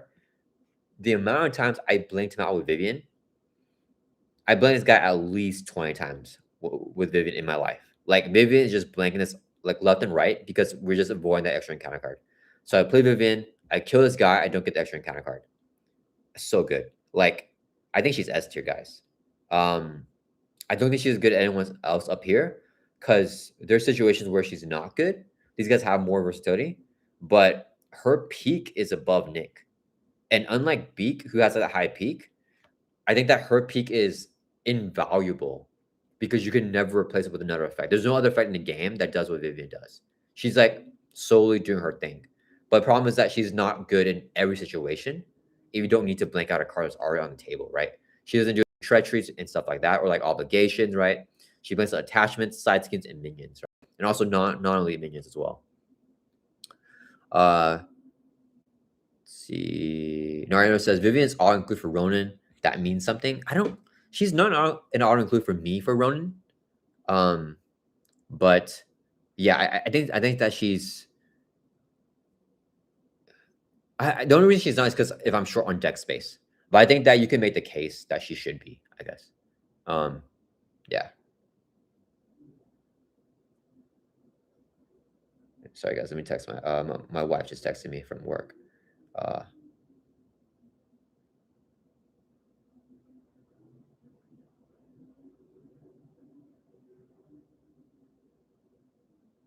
right. Yeah, I think Vivian S tier for sure. Okay. I wonder how high this S tier is gonna get. I want to keep it under 5. I don't think we'll keep under 5, guys. I don't think we're gonna keep this under 5. I would love to keep under 5. So okay, let's do another ally here. How are we doing on time? I think we're doing okay. This will be a long stream though. Time. Let's do Heimdall because I'm just looking at him right now. 5-cost ally. I think he's like only Dunham Duke in his ass. Pricey as him. Very expensive. 2 Thor, 3 attack, 4 hit points. So for 5, we're just looking at the stats alone. I think it's okay. It's okay. I think this is a good stat for a 4-cost ally. I think that because it takes 2 constant damage for attacking, you really want to be Thorin with him. But then like his attack stats higher. Like if you attack twice with him, it's not good. If you Thor 4 times, that's what you want from a 4-cost ally. So I think I would say his stats not good. I think it's a little bit under average for being 5 costs. Is a little bit undertuned. The response though, whenever you enter play, look at the top 3 cards of the encounter deck. Discard 1, put the rest back in any order. So very Gambit-esque, like more scrying than Gambit, right? So I think that if Heimdall, if Gambit stole this, if Gambit had this stat line and this response, then game it's better. I think that this is a strictly better stat line and better response than Gambit, because now you're guaranteed to have 3 attack, 2 thwart, and 4 hit points, and you can activate thwart and attack, and you're guaranteed to know the boost card and the counter card true solo, and then multiplayer is not as good, right? So it's a better stat line in effect than Gambit, but the 5 cost is almost double the cost. So that drops him a lot. Like it drops him a lot. And he is not an ally that I ever run, actually. I don't think I've ever run him in a deck other than with Thor. I only run him with Thor. So trying to think. So okay, and the only reason I run with Thor, guys, so Thor is one of, oh sorry, let me type here so I don't make it too loud. So the only reason that I run Heimdall with Thor is because Thor runs the bypass. So first off, Thor is one of those heroes where Thor has very good economy when he's built out. He's one of the biggest economy heroes whenever he's built out. Because with Asgard, you get your regular hand size, right? 6 in alter ego, 5 in hero form. He has 2 research generators and a God of Thunders. So, and he's an adventurer. So you have Queen Carrier. So he goes Mansion, Queen Carrier, Helicarrier, and then 2 God of Thunders. He has 5 research generators on a table, in addition to like his, 5-card hand size in hero form, 6-card in alter ego with the Asgard down. So like when Thor's built out, he's like one of the better economy heroes. And you're drawing 2 cards each time you engage a minion. So I love Bifrost with Thor. And Bifrost also makes Heimdall 1 effective resource cheaper because you have to play the card from your hand, right? You exhaust Bifrost, search your deck for Asgard ally, play it, paying its cost, shuffle your deck. So if you play where's Heimdall? If you play Heimdall from your hand, 5 resources and then plus Heimdall's card itself. So that's 6 effective resources. If you're tutoring him with Bifrost, you're only playing him with 5 costs. So that's where I think it's a little bit better because he becomes like a 4-cost ally, basically, right? And with that effect, very good. And Thor can afford him. I would never run him with Valkyrie. I don't think Valkyrie has the economy to afford Heimdall, even in an Asgard deck. So like, but the thing is, I'm not going to evaluate Heimdall as if we're playing him with just Thor and Bifrost, because he's not a card that's trick locked. He's a card that you can run any deck. So for that reason, I think he goes here. I think he goes here. I run Dunham Dugan more than I run Heimdall. I don't think he's that good. Nariner says, remember the Thor Chrysler Depot deck, your first time playing Heimdall? Oh, was that? If I said it was, then it was. That's great. Because I played him a lot more after that. Because I built aggression door decks with Heimdall as well. But I think you put me on him then. Yeah. So yeah. He's definitely not. I think he's an awesome ally. I think he's very fun. I think he's really good flair. But I think that just pure power, he's not the strongest guy in the world. Oh, crazy. Okay. Yeah. Okay. Thank you, Nariner. Yeah. So Nariner has put me on Heimdall then.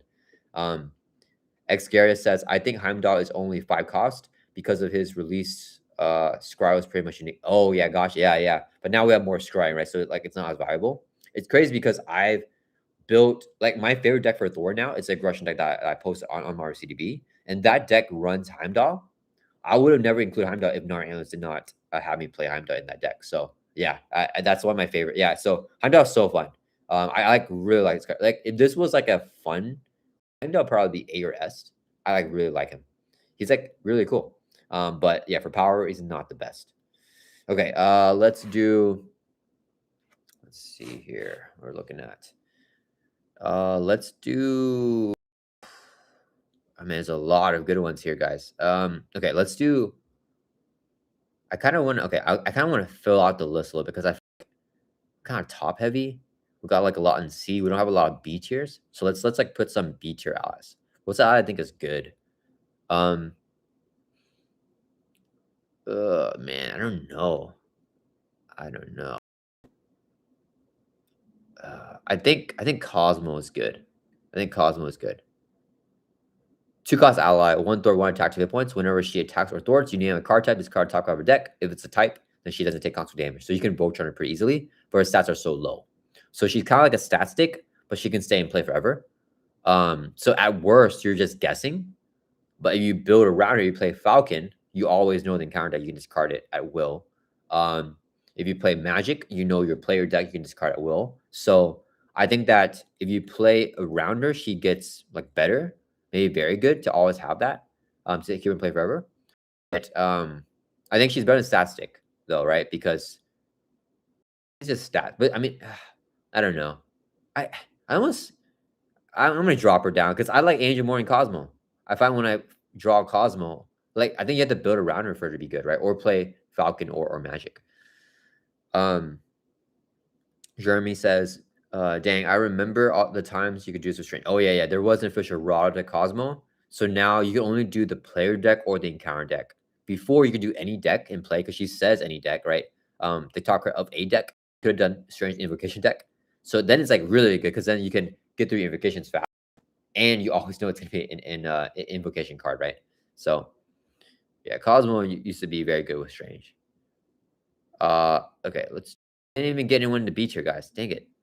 How do we get someone to B tier? Are there not any B tier allies right now? I think Lockjaw. Lockjaw's B tier, right? It's 4 cost, 2 thwart, 2 attack, 4 hit points. So it's not so the thing with Lockjaw is that you may play Lockjaw from your discard pile during paying his resource cost. So for a 4 cost ally, it's 5 effective resources. Lockjaw is essentially a 3 cost ally because you always can just spend him as a resource first, give him your discard pile, and then play him. So you never are playing Lockjaw straight from your hand. So since you're never raw, like you're never playing him like raw from your hand, I think that he's basically a 3 cost ally. And he has a versatility to draw any turn whenever he's in your discard pile. So 3 cost ally with 4 hit points, 2 thwart, 2 attack. It's not great because he only activate once and then he had to jump block, right? But the fact you can play him from discard pile, is he just stat stick as well? Everyone's a stat stick. I think he's better than Angel though. I think he's in stat stick as well. Yeah, I can't put anyone in B tier. I like him a lot. I just feel like he's not doing an effect, right? He's just a good ally body for you. Oh, this is not good. Okay. Ally guys. Narayana says, yeah, Cosmo and Magic is rad. Legion 2. Cosmo broke the game with Strange back in the day. Wasn't it her and Gopher Champions? Yeah. Gopher Champions had the Raw as well. I don't know if they're only Raws like for a long time. I don't know. Jeremy says Groot may be B tier. Okay, let's try to put him in the B tier. I'm trying to force this B tier here. Okay. 3 cost ally, play only if you have the Guardian trait. Playing Guardian Hero here. Response after Groot defends against an attack, heal 2 damage. Okay. So just as stats alone, 3 costs, 1 thwart, 2 attack, and 6 hit points. So he has a very, very good line, actually. I would say this is very good for a 3 cost ally. Because if you have 3 hit points and you take 1 constant damage for attacking, for 2 attack, that's average. He has 6 hit points, so he can mix attacking and thwarting. And the ability is good. It's a good ability. He needs to defend and live the defense, and he can heal too. So if you get like the chance where he's like blocking minion attacks for like the whole game, right? Like if you have like freaking if you have Dreadpool, where each time you defeat him, he comes back as a baseline counter card, so he can never get defeated. Basically, right? He can attack for 2 every single turn. Well, if you're freaking Groot, if you have Groot on the table, Groot can just mitigate that and just defend every single turn, heal it back up. So yeah, I think he's a good ally. I think that in that situation, he's very good. But I think that there's not like, it's situational when he's very good. But I think that, yeah. All right, thank you, Jeremy, for giving me a B tier ally here to fill this list out. I want B tiers though, guys. So give me some shouts for B tier allies here. Okay, let's do. Should we do? Oh, have we touched Warriors? I don't think we touched the Web Warriors. Let's hold that a little bit. Let's talk about it because. Oh, Scar Spider is a Web Warrior, yeah. Scar Spider versus Deadpool as well. What do you mean, Scar Spider versus Deadpool? What do you mean, Antlers? Scar Spider versus Deadpool. I'm not sure what you mean. Okay. Let's do Rocket. Is Rocket B tier or is Rocket Oh, Dreadpool. Scar Spider versus Dreadpool. Oh, yeah, yeah. That could be a situation where he's not trash. Good shout out. Yeah, yeah, for sure. Okay, let's do Rocket here. All correct strats again. Yeah. Rocket Raccoon. 3-cost ally, 2 thwart, 1 attack, 3 hit points. So a good stat line. Good stat line for a 3-cost ally. Interrupt whenever he attacks a minion, he gets +3 for against overkill. So like Rocket just does a thing where like he's just way better than Drax because Drax can't attack minions with 3 attack. When Rocket attacks minions, he has 4 attack. And I never use Rocket to attack the villain. So he basically has 2 thwart, 4 attack with overkill. Like, I think that's very good. Like, it's nothing crazy, right? It's basically no effect because the effect just makes him have overkill and improves his stats. So he's kind of like just a really good stat stick. But I think he goes in B tier. Yeah, I think he's a solid ally. Oh, wait a minute. Do you guys think White Fox is as good as these guys? Or like better or worse? Who says I think Spider-Ham is B tier? Ooh. Okay, let's look at Spider-Ham after this. I don't know if I think he's B tier though. But okay, I think that Rocket is better than Groot. I think I use Rocket more. I don't think he's as good as Agent 13. I don't know where White Fox goes here, though. Where does White Fox go, guys? I think that she's more essential to a milling deck. Because, like, if we're talking about, like, core pieces, Agent 13 can be a core piece to a Shield deck, and White Fox can be a core piece to, like, a milling deck. These guys aren't really ever core pieces, and Colossus is just universally great with the tough, I think. Okay, if we're playing Guardians though, these guys are universally pretty good. I don't know. Jeremy says I think Rocket's a little bit better than Groot and White Fox. And White Fox? Okay, yeah, let's move him up then. Yeah, I don't really know where to put him.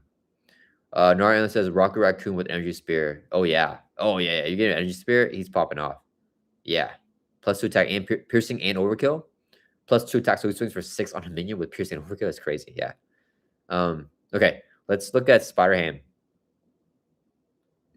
Let's move up a little bit. Okay, Spider-Ham he's probably his favorite Web Warrior. I don't know. I don't know if he is my least favorite. I think he is. My least favorite Web Warrior ally. 3-cost ally, 2 thwart, 2 attack, 3 hit points. He does not take console damage for thwarting and attacking though. As a force response, after he attacks or thwarts his card, top card, then counter deck. For each boost icon discarded, do 1 damage to Spider-Ham. So, you know what might be fun, guys? A Falcon deck running Spider-Ham. But then you need to have a Web Warrior card to play him. But like that could be fun because then you always know what the top card is and you can make sure Spider-Ham stays in play forever. Thor attacking for 2, that could be really, really good. Yeah, maybe I'll try that actually. Like a Spider-Ham Falcon deck. Because if Falcon can get the Web of Light Destiny and Spider-Ham down, that helps him so much with the board management. And I feel like Falcon's biggest issue is board management.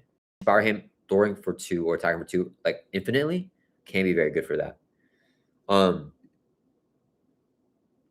see. X Gareth says you want the 0 boost when a villain activates though. That's true. Norman says that would be fun for the Falcon deck. Yeah, I may have to make a Falcon deck, guys. Yeah, okay, so let's see. Julio says he belongs in a B tier. I don't know if I agree with that. Yeah, because the thing is, oh man, he's so luck reliant. Man, the general trend for me is I'm usually putting all these luck cards down in the D tier. Because, like, if Spider-Man blows up with 1 activation, like, if I get a 3 booster, he's trash. Like, I play him for 3 costs, he thwarts for 2 and kills himself. Come on. Like, don't do that to me, Spider-Man. Like, I don't know. It just depends what it is.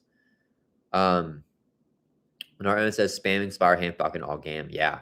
Yeah. I might make the deck, like, during the stream. If we have time at the end of the stream, I will make that deck. But no guarantees I'm gonna play it though. We'll see what the deck looks like. If it looks fun, then I'll play it. You guys know I'm not a big Falcon fan of his kit. Julio says cry emoji. Sorry, dude. I don't know. Okay, let's talk about it. Okay, so if I set up for Spider-Ham, I think he's not bad. If we set up for him, right? So we do something to control the encounter deck. But Web Warriors don't really have a way to do that other than Madam Web. So that's only for one turn though. Madam Web we can recur her. We can recur a lot. I don't know. And X Garros made a good point. You want 0 boost for when the villain activates. So if we're stacking boost cards, we usually want 0 boost for like that, right? No, it says Global Logistics Justice build. Yeah, but then we're doing Shoot and Web Wars, right? Because we have to have a Web Warrior build for Spider Ham, right? No, we don't have to have Web Warrior. If we're playing like a Web Warrior hero like Miles, we just include Shield. It just includes Spider Ham. That's all. One Web Warrior. Need some water. Yeah. So yeah, I don't know. Julio says it's fun to build around him. Yeah, I think that he's not. I don't know. So Nar Animals loves to build around the RNG type of cards, like the luck cards. But I think I'm not. I don't have as much fun with that. Like I'm not a big fan of Al as a bear. Like as a in terms of funness. Julio says, but yeah, pretty bad on his own. Yeah. Okay. Since you concede that, I think I'm gonna leave him in the trash. Sorry, I'm putting him at the bottom of the trash. I mean, at the top of the trash tier though, because I think that. Like we're talking about like peak value. He's activating limitlessly. This guy's drawing you a card, but then like he costs 4 for this type of like trash stat line. Alice Bear's also drawing you a card, but then like she costs 3 for this type of trash stat line. So I feel like Spider-Man's better than them. Yeah. So I'll put Spider-Man at the top of trash though. But I mean, you can definitely make the case of like any one of these like worse or better. Narnia says you gotta put one apple Alice Bear. We will see. I don't know if any of these guys are as bad as Alice Bear though, but we'll see. So far, as like a quick glance, I'm not seeing anyone as bad as Alice Bear, but we will see. Okay, let's do Iron Lad. He's a new ally. I think he goes at least here. So 2 cost ally, 1 throw, 1 attack, 3 hit points. So it's already like a good stat. Like it's a very good stat line because of 3 costs. Interrupt whenever you use a basic power. Exhaust the ally you control. Add the ally's matching power to Iron Lad's power for use. So yeah, that's a very good effect because I think I used him in Nar Antler's deck. And yeah, Nar Antler says he goes hard. He does go hard. He goes hard. Iron Lad is crazy. I think is he very because basically, so if you use Iron Lad's ability, you exhaust the veggie ally. Let's say you exhaust Swordsman. You get Swordsman stored on Iron Lad's store. So he's storing for 3. He'll take 1 console damage, and you basically prevented 2 console damage that turn.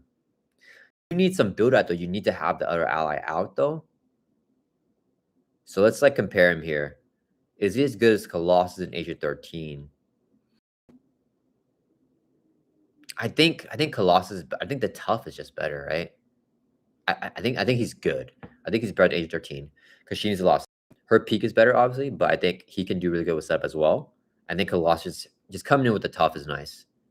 Julio says Peter Parker sure is A tier. Peter Parker. All right, we're doing the big guns here. All right, where is Peter Parker? I was waiting when someone mentioned him. Okay, so Julio says Peter Parker's A tier surely. Okay, let's see. 3 cost, 2 thwart, 2 attack, 3 hit points. The requirement though is you need one of each resource type to play. So you need the energy, mental, and physical. Response after he attacks or thwarts, you choose another Web-Warrior character, ready that character. Oh man. Jeremy says it doesn't make sense why he has 3 hit points. It should be 2, kind of like Tiger Shark. Yeah, it's so weird. So before we talk about Peter Parker, it's so weird that there's like these weird allies that have 3 hit points. So like another one that comes to my mind is like Kid Omega. No, I think Kid Omega has 2. Never mind. Not Kid Omega. Who's another ally? There's like a couple. Oh, Wicked. Wicked's a good one. So like,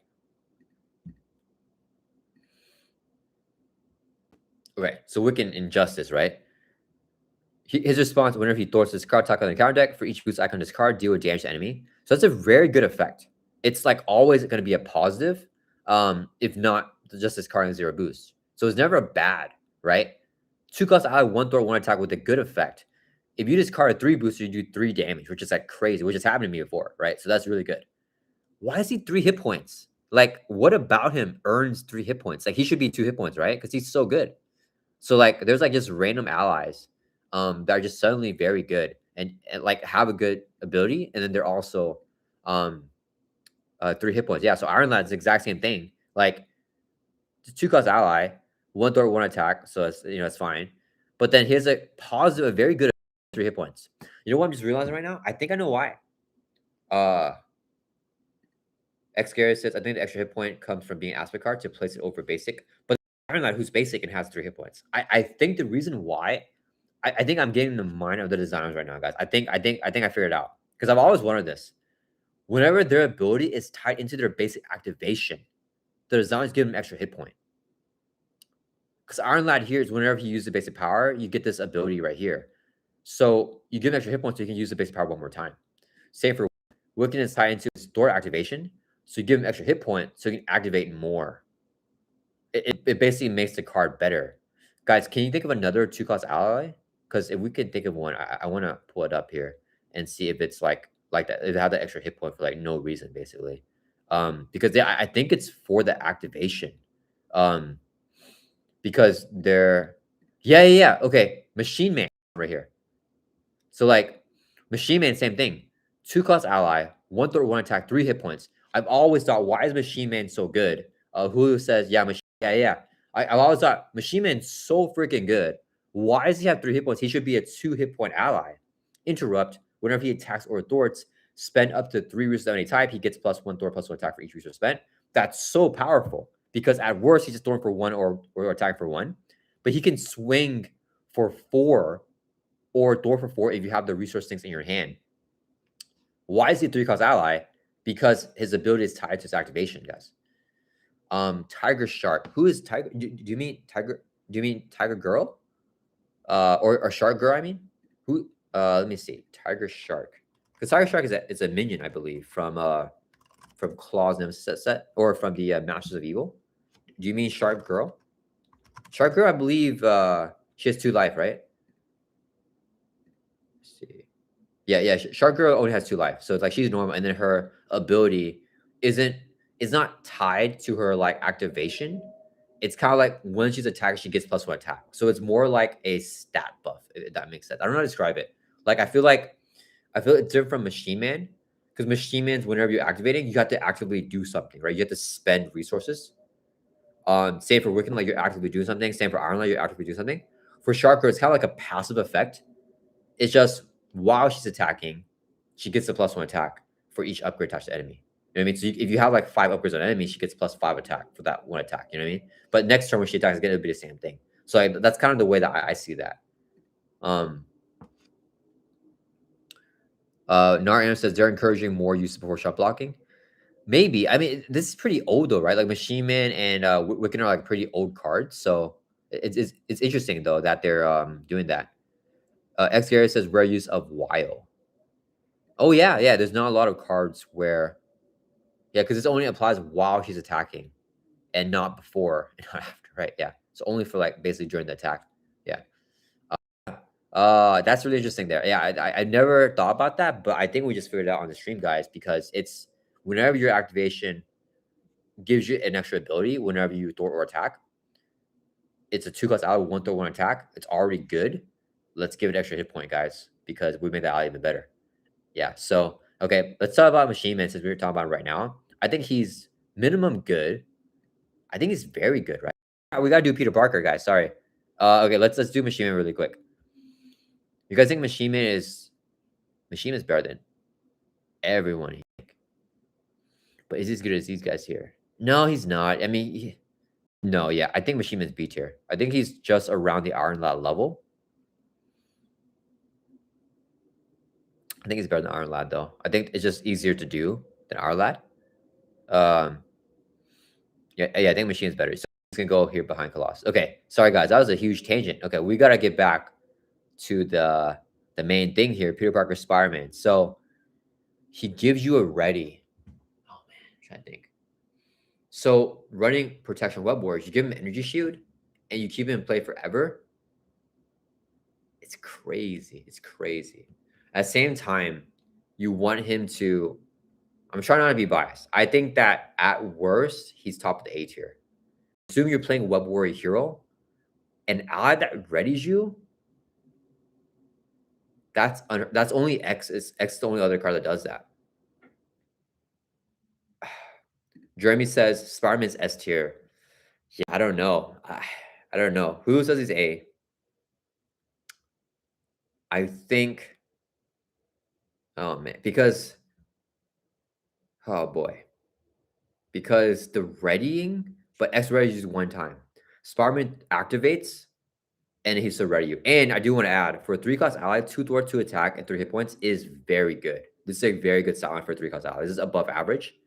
He does have this nasty like requirement though. You gotta spend one of your resource type, but I usually hit that no problem. Who says Spider-Man in protection is S plus though? And in leadership, right? Because in leadership you can like heal him up and give him extra raise too. So yeah, I think we're putting him in S. I think I mean you guys know I'm biased, but you have Scarred Spider protection, soak up damage. Yeah, good point. Yeah, for sure. So let's pull them up here. Scarred Spider, the Scarlet Spider, the Ben Riley one. Yeah, this Scarred Spider right here. In case you guys don't know, whenever another Web-Warrior character would take any amount of damage, Scarred Spider takes damage instead. So he would chump the damage here for Peter Parker. Peter Parker can never take constant damage basically with Scarred Spider in play. I agree, guys. He's S tier. I'm not even being biased here because you guys said it. You guys said it first. Now, the question is, where does he go in the S tier? Let's do a poll. We're going to do a poll. Peter Parker's spot in S tier. So we'll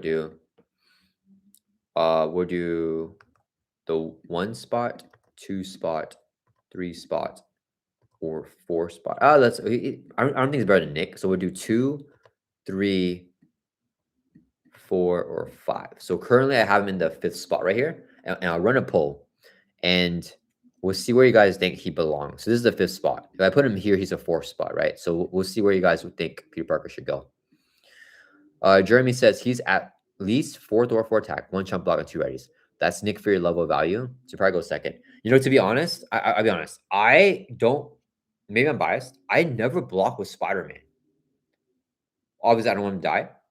Okay, I have blocked before if I'm gonna lose. Like whenever I'm about to lose, I block with Spider-Man. But if I can't help it, I don't block with Spider-Man because I find that his ready is more valuable than a block.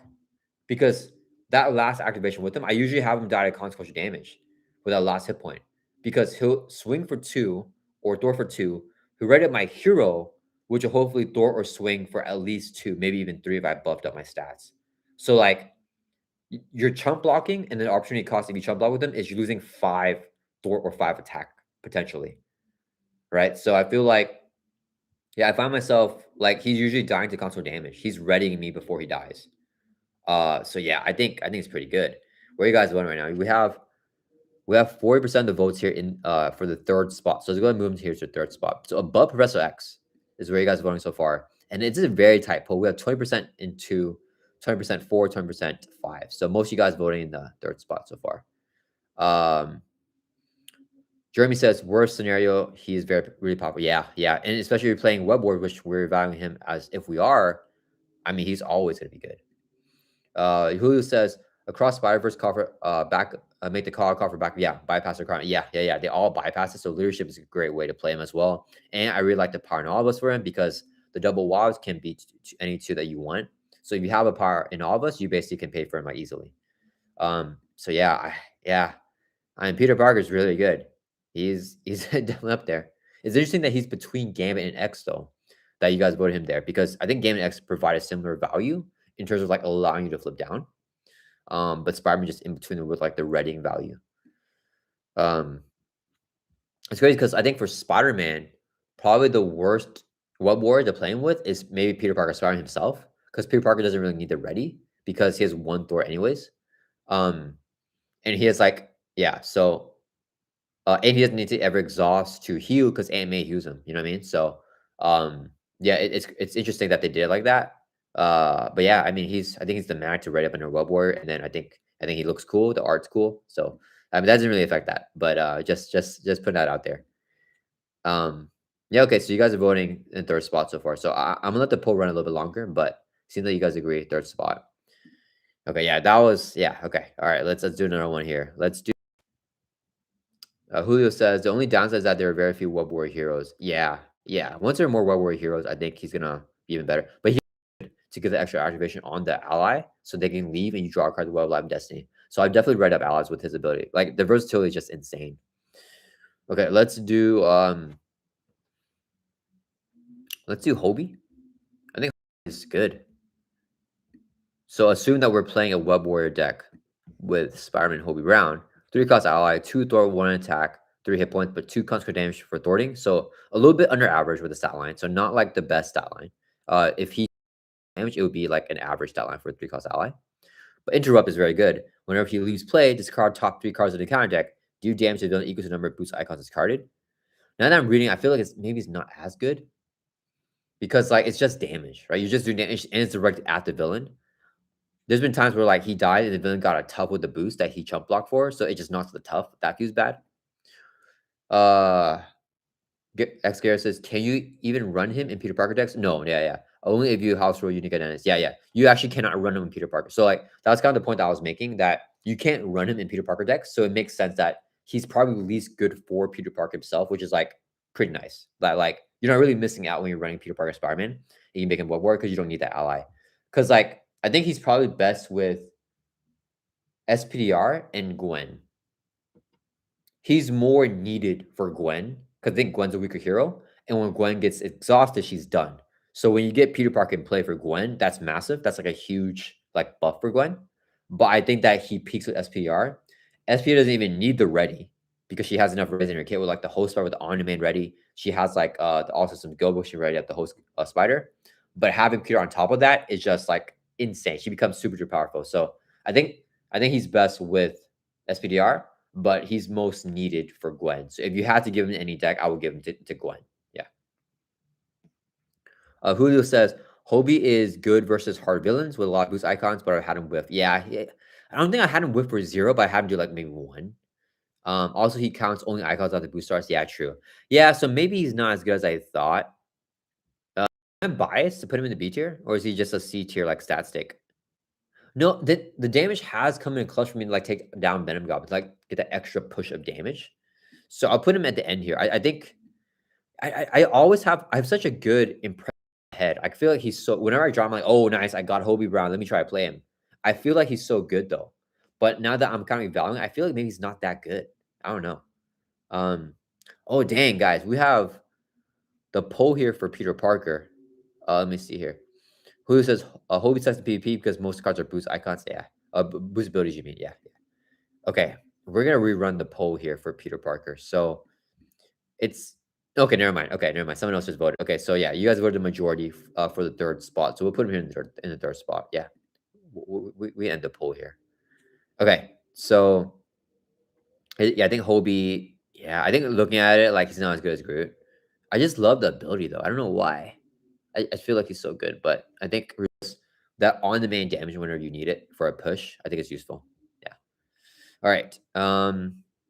Let's rank. So he's in the end of B. Okay. Let's do Gamora. Okay. Gamora. Okay. So assume we're playing Guardian. 3 cost, 1 thwart, 2 attack, 3 hit points is a good stat line. That's a good stat line for a 3 cost line. It's average. Hero response after she attacks or thwarts. This card costs on top of your deck. You discard an event, add it to your hand. So it's crazy because unlike the Peter Parker ally, Gamora is probably best with Gamora, but the Gamora hero cannot run her because of the unique rule. Who says damage is RNG based? Yeah, true. But like I feel like maybe just because, like in my experience, I feel like I always get at least 3 damage because like he's discarding 3 cards. I don't think I've ever hit 0 with him ever. Like I've hit 1 before, but I never hit 0. 3 cards. It's I think it's kind of rare to get 3 cards and like have 0 boost for all 3 of them. And obviously the peak is he can potentially do like 9 or 10 damage, right? That's like the peak. So I think like the RNG factor is like at least he can do something, right? Like it may not be a lot, but like I feel like I've probably averaged around 4, like 3 or 4. I feel like, yeah. X Gary says most heroes who want to run her have to cheat her into play. Oh yeah, for Gamora, right? Who says, yeah, maybe I'm salty because I always expect a bit hit, and most often he hits for 1 or 2. Yeah. So I guess you have a different impression of Hobie than I do, because I have like a positive impression. It seems you have a more negative impression of him. So maybe just luck, like how we played our games. because he seems to hit more for me than miss. So yeah, so Gamora here. Yeah, you don't. Most people make the call for her to get into play. I feel like that she's also very good. I think with Star Lord for the final push, she's like needed. She's like around here, like OP to very good for Star Lord, and for Gamora, she's probably around there as well. For other Guardians, I feel like she just mills. I feel like the effect's not that good. So I'm gonna put her. I'm gonna average it out. I'm gonna put her in the B tier above Hobie. Like she nets you a resource at worst. That's not bad to net you a resource. She's very like low to the ground. I think I'll put her behind Iron Lad here. Yeah. Let's see. Narian says, "Do you know what's wild? I don't even know what RNG stands for. I do not know either." Yeah, let's Google it right here, guys. Uh, what does RNG stand for? We'll figure it out right now. It stands for Random Number Generator. Why do we say that? So we talk about like the RNG for Hobie Brown, the random number generator. I mean, that doesn't really make it wouldn't make sense to actually. The majority of times that I use the word RNG, if I replace whatever I said with the word random number generator, it wouldn't make sense what I said. Julio just defined it for us. In other words, luck based. Yeah, I use it mostly just for like luck based. Yeah, I don't know. No, no, you got it right. Right. Oh no. Well, I think you basically got it right because like you said RGN, but if you just switch the N into G, it would be random number generator. Yeah. So you you knew what it stood for basically. I know that the G stood for generator, I guess. I actually didn't know what the R and N stood for, but maybe we could have guessed it. Okay. Side tangent. Okay, let's hop back. Yeah, so I think Gamora is right here. Okay, how are we doing? Oh man, we got a lot of allies left. Okay. Okay. Let's okay. The list is gonna look messy here after we get more C tiers. Okay, let's run a couple of these guys. Okay, Cannonball. Oh, Snow Guard. Okay. Who says Snow Guard? Let's just do Snow Guard. Snow Guard. Okay, Snow Guard. 4 cost ally, very expensive. 0 Thor, 0 attack, 3 hit point. Obviously not good, but when she enters play, puts up to 3 ship counters on here. Where the ship counters are equal to X, she gets, that ability. She can have plus 3 attack and overkill, plus 3 Thor and aerial, or plus 5 hit points and retaliate 1. I think I've done the retaliate one time. That one's probably the worst effect. It can like chump block like 2 or 3 hits from the villain, which is nice. So if you choose like the attacker Thor, she's a 4 cost ally with 3 Thor, 3 hit points, or 3 attack, 3 hit points. That stat line is not good in itself, but it's good because you get to pick whenever you play her. So I think that she's actually above average stats because of versatility. Because playing her, you know if you need Thor more or attacking more. So because of that, she basically has 3 in the set that you want, right? And she can activate 3 times. It's not great for 4 costs actually. So you're paying for the versatility.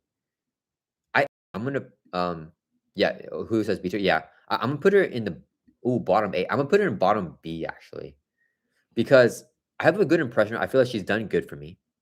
But I feel like evaluating her right now, she's not incredible. Because like if we just look at a 4 cost ally with 3 Thor, 0 attack, and 3 hit points, that's not great. 4 cost ally for 0 Thor, 3 attack, 3 hit points, that's also not great. I don't want that in my 4 cost ally. The fact that you could choose it is nice, but I don't think, yeah, I think that who said 3 Thor is so good? Oh, you know what? That's a good point, right? Yeah, you can one-shot player side schemes. Yeah, that's true. That's true. Okay, you know what? Let's that's a good point. That's a good point. Yeah, the 3 Thor is nice. And it's like Professor X. But 4 cost is expensive though. I think what I'm weighing is a 4 cost for her. Because X comes in for 3. She's nice to Voltron. I think she's a tough one. Oh man, I don't know. I don't know where to put her, guys. I think we all agree she's B. Jeremy says she's B too, yeah. So, but where to be? Oh man, I don't know. I don't know. It's because I have such a good impression of Hobie, so I want to put her behind Hobie because I feel like Hobie, like I like more, but I have a good impression of her as well. Um, we'll put her here in front of Groot because he's like kind of a big statted ally as well, and we'll put it behind White Fox. Because I don't know. Snowguard's never like a key card. I think White Fox can be a key card, like what I was saying before. So, Hulu says maybe behind Agent 13. Okay, you know what? I can defer. I'm not big on like I think I could put it anywhere here. So we'll put it behind Agent 13 then. Okay. Let's do Grant Ward. He's a fun one. Zero cheapest ally on this list. 2 Thor, 2 attack, 3 hit points. Obviously, an incredible stat line. But he can never block for you. So he can never jump block. Force response after you reveal a treachery, you may still. If you don't, we take damage equal to his attack, remove from the game. I think that he's very hero specific. If you're using him with like Peter Parker Spider-Man or like Hulk or like Hercules, he's probably very good. For a lot of other heroes, he's maybe like a stat stick or even trash if you're playing like a very good thwarting hero. So I think that I'm putting him in the B tier. Grant Ward is soft for heroes that lack thorn. Yeah, exactly. I completely agree with that. Like, so he's better for like heroes that don't have thwarting, and he's worse for heroes that already have a thorn setup too. Nariana says I've included her. I think you mean who did we just talk about? Snowguard in Thor decks. Oh yeah, I remember you told me about that. Yeah. As energy resource, she's just like a in case for thwarting, but 3 Thor allies are nice. Yeah, she's one of the few 3 Thor allies, but I just feel like the 4 costs a little bit too much for that. Cause it's like, yeah, I don't know. Grant Ward though, I think when he first came out, I was really high on him. I've been lower on him now. I've yeah, I'm a little bit lower on him now than I was before. I think I don't know. I don't know where we should put him, guys. These are tough. Like he's just somewhere in the B tier. I mean, you can really like put anyone in B tier like anywhere you want. Um, Jeremy says, yeah, Grant Ward helps with heroes that lack thwarting and a poor hand size for B tier, maybe high B. Okay. There's so many treasures in some villain decks. Yeah. Naro says, yeah, low rank that little weasel. Grant Ward. Okay, we'll put him. We'll put him in front of Snowguard. I do feel like he's better than Snowguard, though, is the thing. I feel like he's better than Snowguard. I feel he's more useful. So yeah, we'll just put him here. Because he's such a cheap stat stick. You know what I mean? Yeah. Hulu says, most of the time I only get one use of Grand Ward unless I have Quick or X Shed.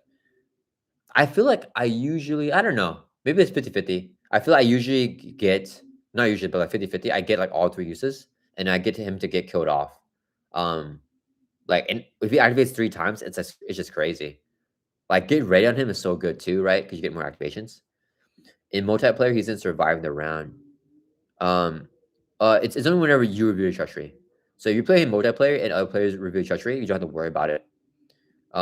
So it's only whenever the player that controls him. Yeah. So I think it's the same for multiplayer and true solo. Okay. Let's do Cannonball.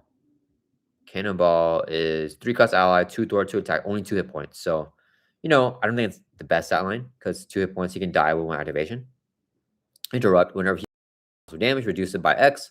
Execute number of area cards in your hand. So assume we're playing a deck with a bunch of area cards, right? Because that's the way we want to evaluate the ally. He's pretty good. He is B or top of C, guys. You can say him play a long time. But he's just a stat. He's just a stat, though. I don't know. Let's see. Norianer says I go hard with Cannonball in my Angel deck. Yeah, I know people. I think the community loves Cannonball. X Garrett says TIL. I don't know what that stands for. I've seen that. I think I know what it means. I don't know what it stands for. Hulu says Cannonball top of C tier. Top of C. Okay, I'm down with that, guys. I'm down with that. Top of C tier. Yeah, I think he's either like low B or top of C. I think that it's nice emotion, but at the end of the day, he's just a stat stick. But C tier isn't like a bad ad. It's just that you are usually just gonna be your stats, or you have bad stats and you have a good ability to like make up for your stats. Deathlock. Let's do Deathlock here because he's next.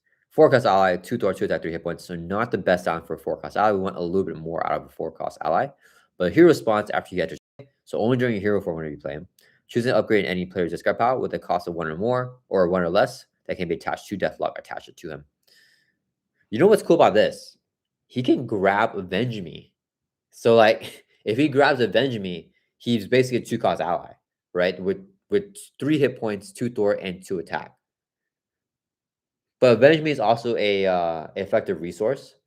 So it's effective resource, and you draw 3 cards. So like, I don't know. That's interesting. I think that's interesting that he can grab Avenge Me and touch him. I think that he is. I think he's very niche. Like, I think he's better than Trash. I think, but probably at the end of the stats. Like, he's not a static. He has an ability, but the ability requires that you. Is it only your discard pile? Yeah, it has to be already be in your discard. So if it's not in your discard, like he's not doing anything. Yeah, it has to be in your discard. So that's kind of weird. Like, so if you draw him on turn 1, you don't have any upgrades like in your hand, then like he doesn't do anything. Noriano says, yeah, Cannonball is a static, but he can be one heck of a static in the right. Yeah, true. Yeah, you can Voltron forever. Yeah, Jeremy says, I didn't think of that. Definitely try it out. What do you think of? Are you talking to me or someone else in the chat? Are you talking about like the Cannonball in a Angel deck? What did we just talk about? I don't remember what we were talking about. Okay, let me see. So I think Deathlock bottom of C. I'll put him above Tracks, bottom C. Yeah. Julio says Mockingbird A tier for sure. Ooh, let's do Mockingbird. I don't know where I would have had. I don't remember in my last list where I put her. I think I'm more high on her now though. So all she does is she just play you stun any enemy. So you stun a minion, you can stun a villain, you can stun whoever you want. 3 cost ally, 3 hit points, 1 throw, 1 attack. So a very bad stat line. Yeah, she's not S. She's not an S. The stun is not as valuable as Confused. I think A is good. Yeah, I think I may have had her in B before, but I reevaluated the stun, and I think I like it more now than I did before. Where does she go? I think she's better than Swordsman. I don't know. Jeremy says, "Oh, he is in the same Deathlock aggression." Yeah, it's a different Deathlock. This one is Unit L17. The other one is Henry Hayes. Jeremy says Blockkeeper is really good. Yeah, yeah. So I think she's a solid A tier. So let me think. If I'm playing, would I rather get the upgrade that I want, or support I want? I mean, or would I rather get a stun, but for more cost? It depends. It depends. It depends. I'm gonna put her behind Forge. I think that this is just so because I'm just build out like oriented, so I feel like this is more valuable for me than getting a stun, in my personal opinion. Narayan says Deadlock go off in firepower builds as he's awesome in aggression guardian builds and energy spear. Yeah, yeah. If you got energy spear for him, that's very, very nice. Narayan is talking about only with Star-Lord. So if you're playing with Star-Lord in an aggression deck for energy spear, to answer Hulu's question, because Deathlock can't grab an upgrade that cannot be attached to him because he's not a guardian.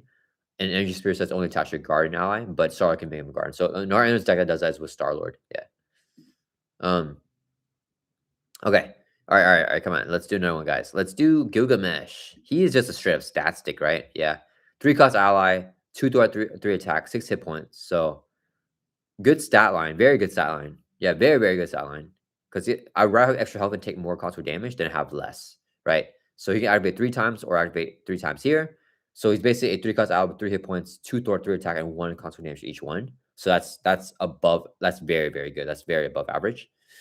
But to pay for the cost, to pay for the stats as additional cost to play his card, you do not have the turn trait Confusion any. So he comes with a negative effect there. So it's just a stat with negative effect. I think he goes probably around here. It's been behind Blade, I think is the first spot. X Garrett says she's a 3-cost Colossus. Who were we just talking about? Oh, Mockingbird? You mean the stun? Oh, I think the stun is way better than tough. Well, I think it's situational. I think that against Stalwart Study, obviously tough is better. But I think that in any case where you're not playing Stalwart Study, I think the stun is better. Because stun is more proactive and it blocks the activation. So if facing an enemy that like has a like Magneto, after he attacks you, he gets a mana counter. So like Colossus will still get the mana counter. Mockingbird cancels the attack entirely. So anything that's tied to activation gets canceled. And you get nasty boost effects sometimes, right? So Ronin, you get a boost effect with piercing and overkill. So you can pierce out the tougher Colossus, kill him, and overkill to you. Mogberry, if you stun Ronin, like he's stunned, you know? Gilgamesh is basically 3 hit points, but Confused is not that big a deal for like half the heroes. Sometimes. Our says Gilgamesh has turned out to be a second pass ally. Really, only play after getting steady. You mean for Hercules, right? Because not everyone can get steady. So yeah, I feel like I feel like he's decent. Yeah, for Hercules probably after steady. Yeah. Okay. Let's do long shot. Is long shot trash? 4 cost ally, 2 thwart, 2 attack, 3 hit points. Assume we're our X-Men character. Response: after you attack a non-elite minion, discard a top card of the power deck. If the card has a star icon, defeat the attack minion. Ooh, this might be so 2 thwart, 2 attack, 3 hit points. It's not good for 4 cost, but it's better than this stat for 3 cost, though, is the thing. Like, I prefer this than this, even though they're both not good, like, for the cost. Response: after he attacks a non-elite minion, discard the top card then counter deck. So the thing is, like, most non-elite minions have, like, 2, 3, or 4 hit points. If I attack a non-elite minion, I'm already doing 2 damage to it, dude. Like, what? I don't need to kill it like that much. Like, it's not like this may only do 1 more damage to me or do nothing. If the minion only has 2 life and like launch already kills him. I need it for the elite minions. That's when the ability would actually be good. So I feel like, yeah, because it's under average stat line, I think he goes in trash. And I think the effect is so niche. Let me know. Okay. I'm gonna put because of Nara antlers, I'm gonna put long shot in the bottom of trash. Okay. I'm putting bottom of trash.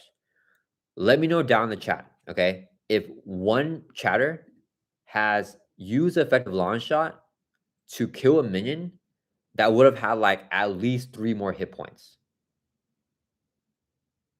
Let me know and I will bump him up. I have never used the ability for a positive effect. Like I've never like I don't know how you like this thing to get off is really a long shot. So like yeah, let me know in chat if you guys have gotten that from him. X Garrett says Buggy can get steady too. Yeah. I mean there are a few heroes that can get steady, but I feel like that's like so niche to say like that Gilgamesh like you wait for steady to play Gilgamesh. I don't think that you always want to get steady to play Gilgamesh. I think sometimes like his stat's just good, so you can just play him before you get steady, you know. But you can also say every 14 hit point hero, you can get steady with your what's it called? Unshakable, I think. Unshakable. I spelled it wrong. How do you? All right, there's a card called Unshakable from SPDR's Hero Pack, where if you have 14 printed hit points or more, you can gain steady. So you can say that you can make the case for using it with that as well. Hulu says, I've never used long shot at all. Yeah, I don't know. I don't know if he's been used. Hulu says, Bucky, Magic, Magneto can got steady. Vision, Rogue, Storm Kit, Star-Lord too. Oh yeah, if you use him as Star-Lord too, Gilgamesh is also very good. Narnia says, long shot would have to be knocking off tough, then connecting with their response requirement. The thing is, you're wasting the attack to knock off the tough though, right? Because he kills the minion anyways. So I don't need to knock off the tough. Like, it's completely fine. Like, I just don't know why he's doing that. Like, why he has to attack the minion and then kill the minion with a long shot effect. You know what I mean? Julio says, where you place Moon Girl? I know you like her a lot, Peter Parker. All right. I was waiting for someone to mention Moon Girl too. I think Moon Girl is undoubtedly S, right? Because assuming that we're playing her with a champion or a genius traded character. So I do want to be very specific though when we're talking about this, right? So Ironheart has a champion trait in hero form and genius trait in alter ego. Every other hero only has one in one form. They're either a champion in hero form, like Miles and Nova, or they're a genius in alter ego, like Bruce and Peter Parker. So most heroes can only play Moon Girl in one form. Because of that reason, I think she's behind Nick. I think she's behind Nick because you don't have the form versatility of that. So I think at best she's right here. She cannot be in front of Nick Fury. Response: after Moon Girl from your hand, you draw a card for each mental use you use to pay for it, and you pay 3, you draw 3 cards. So Nick is 4 cost, you draw 3. He leaves play at the end of the round. Moon Girl is you pay 3, you draw 3, and she stays in play unless like she dies something else, right? So that's very nice. But you do need mental resources. You have to build your deck with that. So even if you build your deck focusing on mental resources, there can still be turns where you don't have the mentals if you get unlucky because identity specific cards aren't all mentals, right? Julio said, I think Moon Girl is better for Jean's characters than for champions because of ingenuity. Yeah, I really like her with Jean's characters, with like alter ego characters because of suit up too, right? The suit up works in alter ego, you add it to your hand.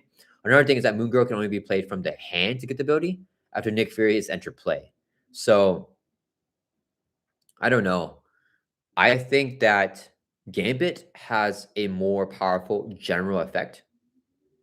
I think that Moon Girl, like even better than Nick Fury, like you can build a deck around. Like I built so many decks focusing all on Moon Girl. Narn says, "Is your screen has super zoom in 4 to just me." Oh, okay. Let me. I just zoomed out now. Everyone can see everything.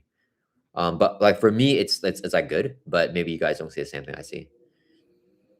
Hulu says Moon Girl is also only OP in leadership. Every other aspect is at best good. Is that true? Because I include Moon Girl in like basically every Spider-Man deck. Because like you beat an alter ego.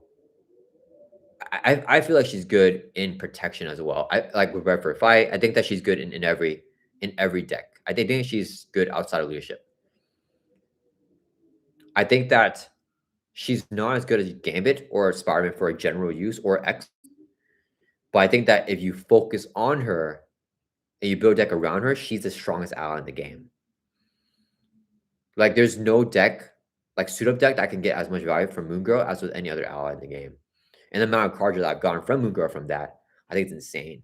So like it depends. Like her floor is probably here, and her peak is here. So where do you guys want to put her? I don't know. I think. Oh man, tough. It's a tough one. I think they're behind Spider-Man in front of X. Hulu says Moon Girl in Aggression Justice is just a worse Nick Fury in my opinion. I don't. I love her in Justice because Justice can flip down a lot. And then in Aggression, you have Psylocke too, right? And then the thing is, like, if you're playing it in another aspect, sorry, with another hero like Nova or Miles, because we're assuming that we're playing with a Chamber Genius, you can just play it up in hero form. So then with Nova or Miles, like she's better than Nick, right? To play in hero form and like get the effect off her. So I don't know. Yeah, I'm gonna put her here behind Spider-Man just because I like Spider-Man a lot. So let's keep him top 3. But yeah, I mean, you definitely make the case for Moon Girl to be down here or like even up here. But yeah, let's put her there. Okay, we are almost down to the last row. Holy cow! Oh, let's do Star Lord.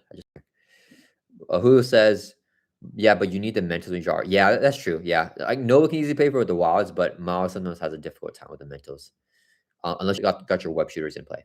Okay, Star Lord here.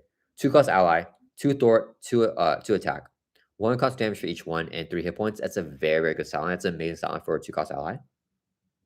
His attacks have range. That's not that big of a deal. It's basically nothing. I mean, it's nice to avoid retaliate, but like it's not that big of a deal. But he has a force response, so you have to do this. After you enters play, under your control, you do yourself a sign counter card. So it gives you an encounter card. Very at the max for Star Lord.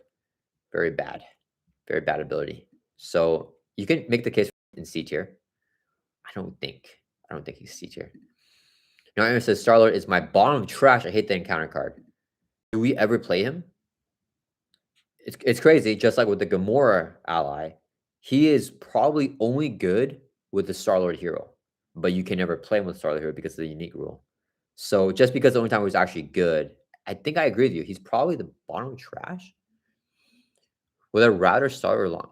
Like if I'm playing a turn and I desperately need the 2 thwarting or 2 attack, play him to help me do that. And in the long shot, I may not be able to afford him. No, but I'm not doing that, right? Because there's so many allies in the game now, we can't give an ally a high spot just because of their stat line. Because there's other alternatives that are better. So yeah, I think we put in a bottom trash. Yeah, Robalo agrees. Yeah, I think I agree with you guys. Hulu says Starlet is a worse sentry, but he's basic. So yeah, he's pretty bad. He's pretty terrible. Okay, how's the list looking like? Okay, let's not looking bad. Let's do Meryl. 2-cost ally, 1 thwart, 2 attack, 2 hit points. That's a very good silent for a 2-cost ally, above average with the 2 attack as well. Response after treat mirror display, do 2 damage. That's just like good damage. I think we put her. She's kind of just a stat stick because you do 2 damage and then you attack for 2. No, but she's clearly better than these guys, right? Yeah. So we put her. She does 2 damage on play. He does potentially more on a future turn. You can make the Web-Warrior bias. I'll put it right there. Julio says SPDR S plus plus plus tier. Oh, I don't think so. You think Penny Parker the ally? Okay, 2-cost ally, 2 thwart, 1 attack, 2 hit points, takes 2 constant damage for thwarting. Play only other Web Warrior card. Assume we have a Web Warrior when we're playing her. When defeated, we add her to your hand as if she was defeated by excess consequent damage.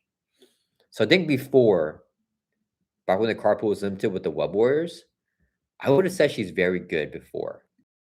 I think she's dropped for me. Because she's just very low tempo. She's good whenever you're built out, and you need to have the Web of Live Destiny. Without the Web of Live Destiny, she's not really doing much. You play her, and you never want to throw with her right away. You want to attack first, take 1 consequent damage, then you throw for 2, take excess consequent damage, and then return to your hand, and you keep on doing that. And each time she leaves play, you draw a card of the Web of Live Destiny.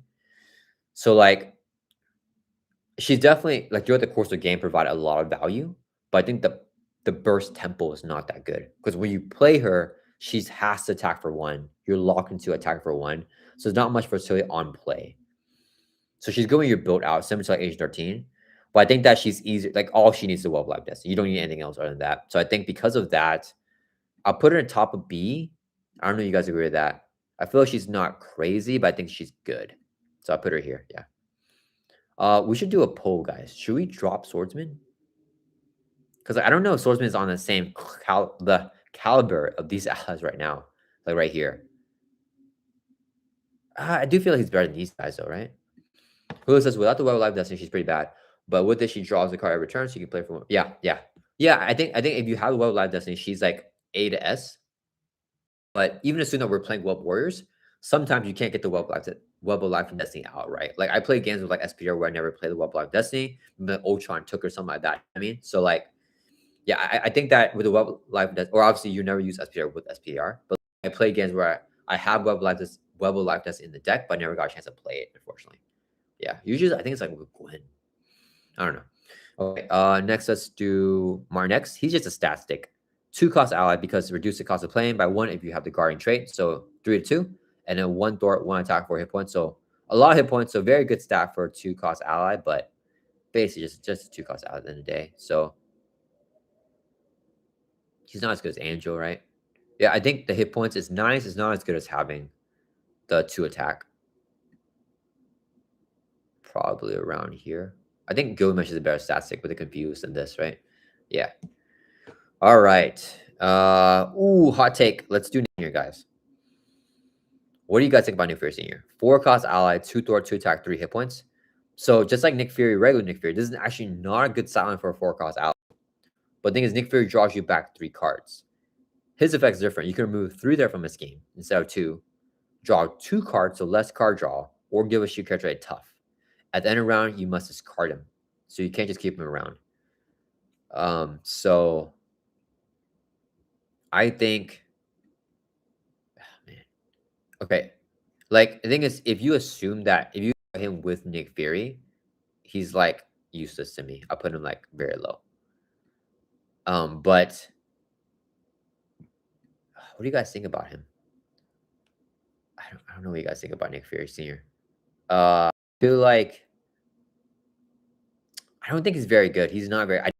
Even when I have him in my hand, I don't like to play him. I think he goes in good.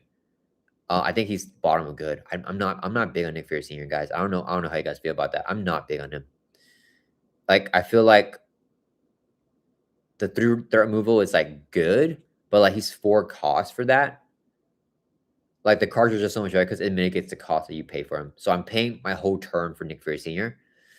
Like X, if you compare to X, right? Obviously he's S tier X's. 3 costs and a confused, or sorry, 3 thwart for confuse for 3 costs.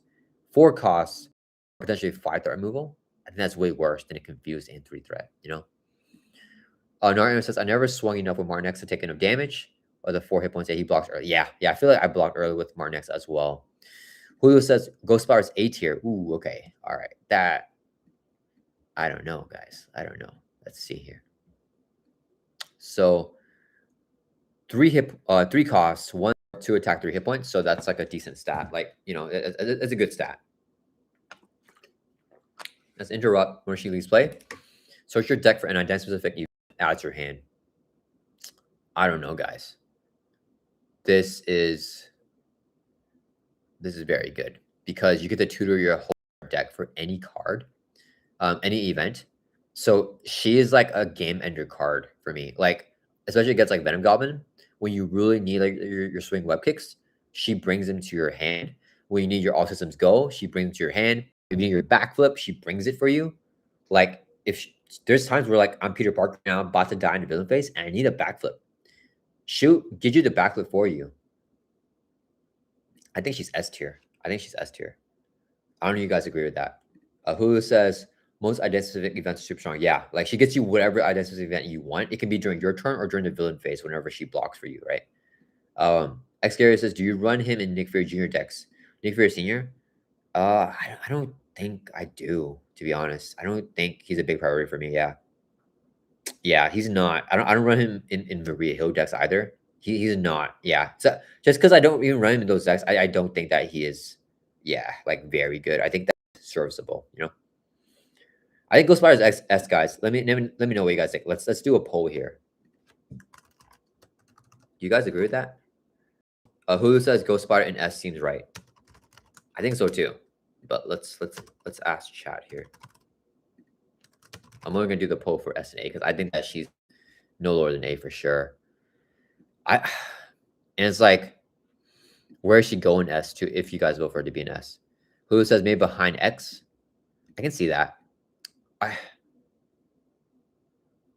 There's times where her ability is like better than Nick, right? Like having that tutor is sometimes better than Nick Fury for some heroes.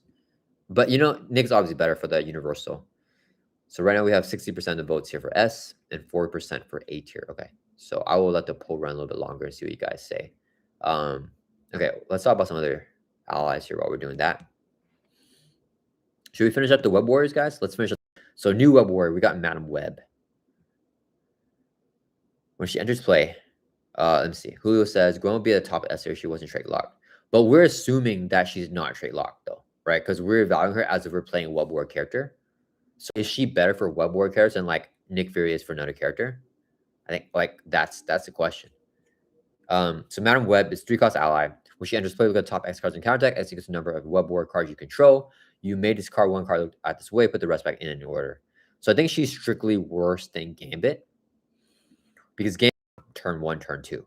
Madam Web, assume you're playing Web Warrior. So if you're playing Web Warrior, she always will get 2 cards actually, you know? So actually, I have to say she's better than Gambit. Because we're assuming we're playing Web Warrior, so your hero is a Web Warrior.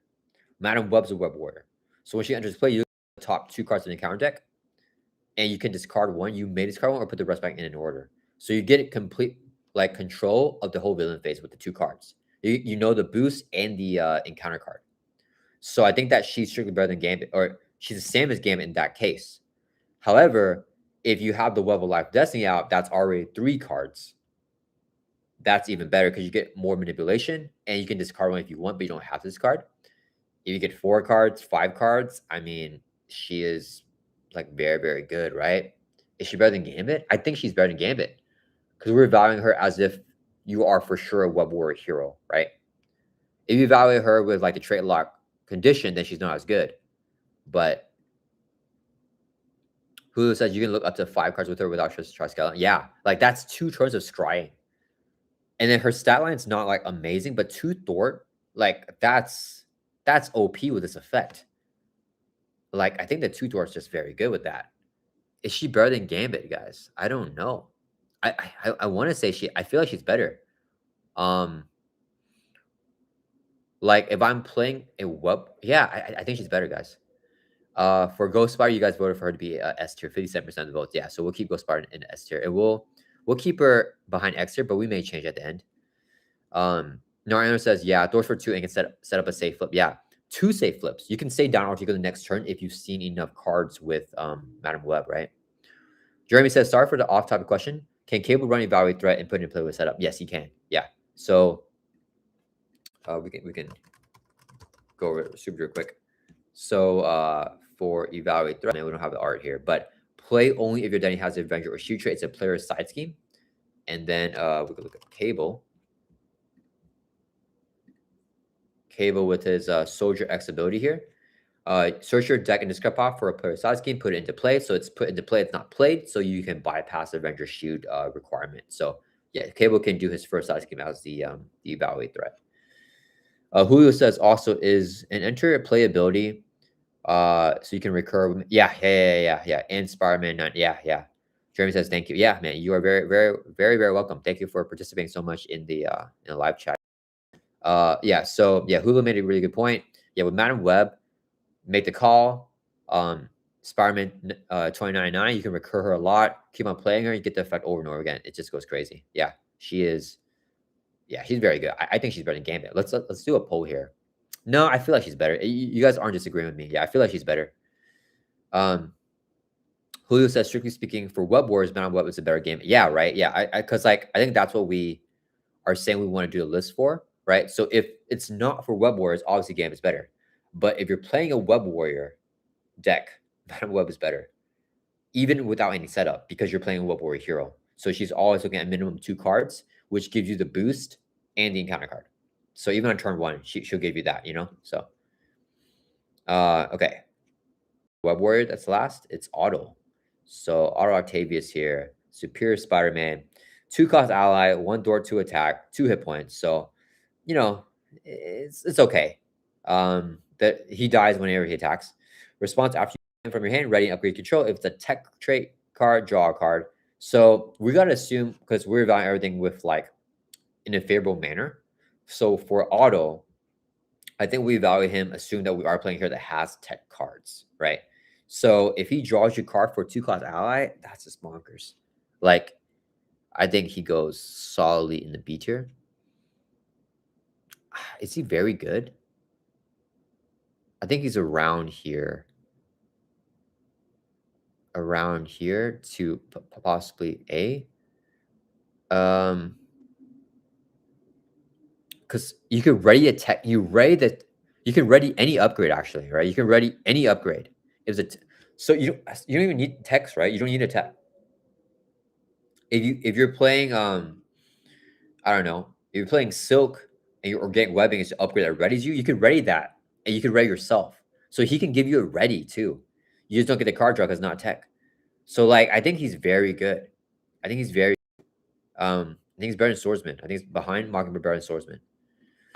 Hulu says Auto is S tier for Penny, A to B tier for everyone else. Yeah, for Penny.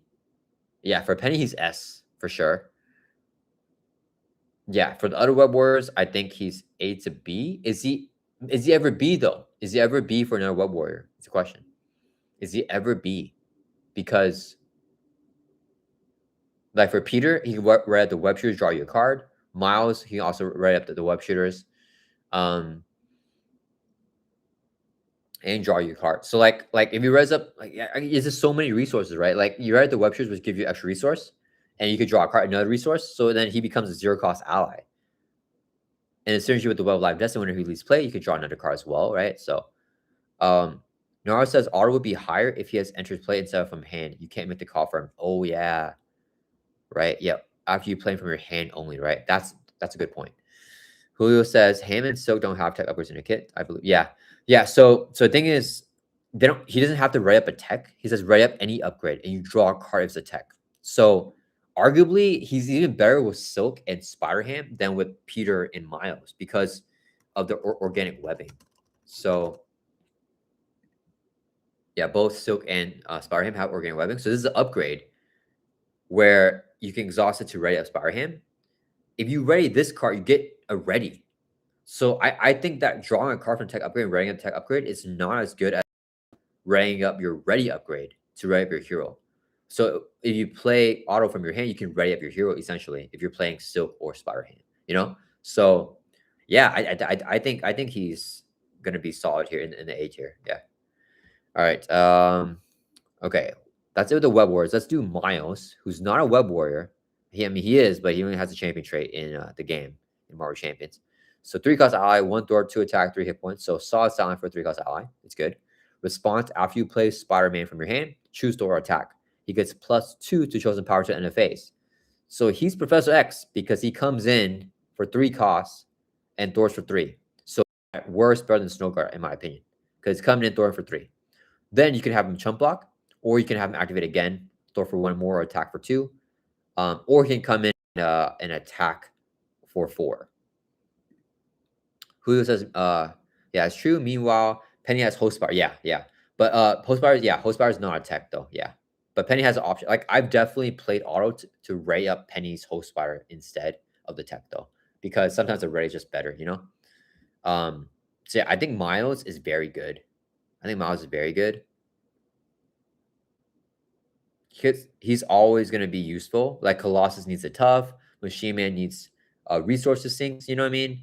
Iron Lad needs another ally to exhaust. SPR needs other cards in play. Miles is always good. He's coming and doing his thing.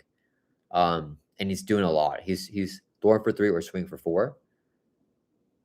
Swordsman, oh, it's comparable. It's comparable. I think Swordsman is better. Right? I don't know. Miles, Naruto says Miles is top of B. Top of B. I think he's A, right? Because better than a stat stick. I mean, yeah, his effect is just stats though, but like he comes in for so much. Great if you can ready him. Oh yeah, if you can ready him that turn he's played. Jeremy says, I think Miles is high A because of versatility and he doesn't need to die right away. Yeah, yeah, true. Naruto says, I'm saying he's such a good stat stick that he jumps up and is not trait locked. Jeremy says, I mean high B or A. Yeah, okay. Let's have him here at the bottom of A then. Do you guys think he's better than Swordsman? Like, because now I'm feeling like I don't know. Because I was asking earlier if we should drop Swordsman, but I feel like Swordsman just has a lot of things going on for him. Yeah, so I think right now we'll put Miles at the bottom of A and Swordsman in front. Yeah. All right, let's do another one. We'll do Melinda May. 4 cost ally, 2 Thor, 2 attack, 3 hit points. Response, when she use the basic power, I mean. Look at the top card of the encounter deck. You may discard that card. I don't like that effect at all. I don't like the effect. The stat line is under average for 4 cost ally. I cannot put her in the stat stick because of the under average. Is she trash? Let me know in the chat, guys. Have you ever used Melinda May and she's done anything good for you? She can look at a boost card for you. Okay, you know what? To be fair, Hulu says now she's C. Yeah, okay, yeah. Because if you stun or confuse the villain, then you know the encounter card, so that knowledge is not bad. Yeah, Hulu says not trash bottom C. Yeah. You're right. I actually think she's better than Drax, actually. So I think I wasn't in the fact that if you're stun or confused, she sees the encounter card for you, which is very good. Like if you stun or confuse the villain, I mean.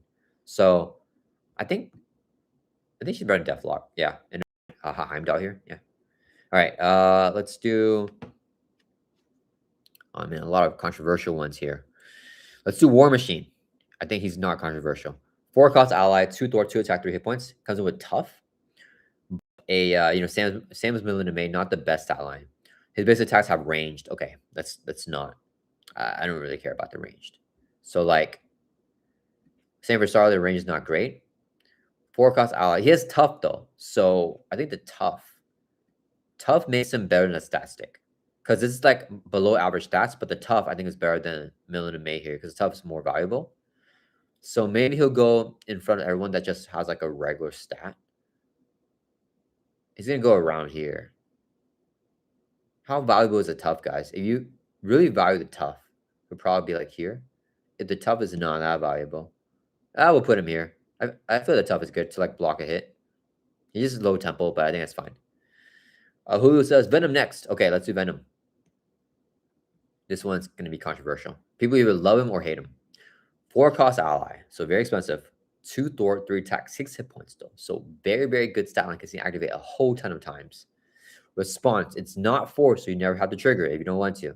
After you review an encounter card, deal 1 damage venom, deal damage to enemy equal to a number of icons, boost effects included in the card's boost area. So you get to see the card first before you use the ability.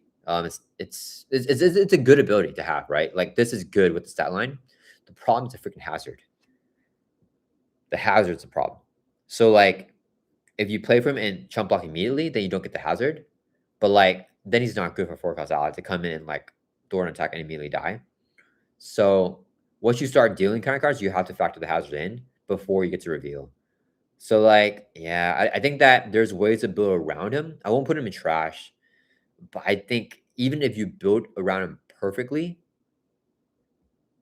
he's good for final push. If you got the villain down to like 6 life, Venom might be able to help save your game. Like a game that you might have lost if you can't get the damage, he can give the damage. But at the same time, he's 4 cost. So if you just drew an attack event, you would do more damage than this effect and hit him attacking. You know what I mean? So I don't know. I know Nariano loves him. Nariano says he's a Star-Lord backup plan. Get the villain low with the push, and then Venom finish the villain phase. But the thing is, you could have just played like a sliding shot for like 3 costs, you know? Venom is good with readies or for easier scenarios. Yeah, I mean, yeah, easier scenarios for sure. If the encounter cards aren't as bad. But with readies, I never even thought about that.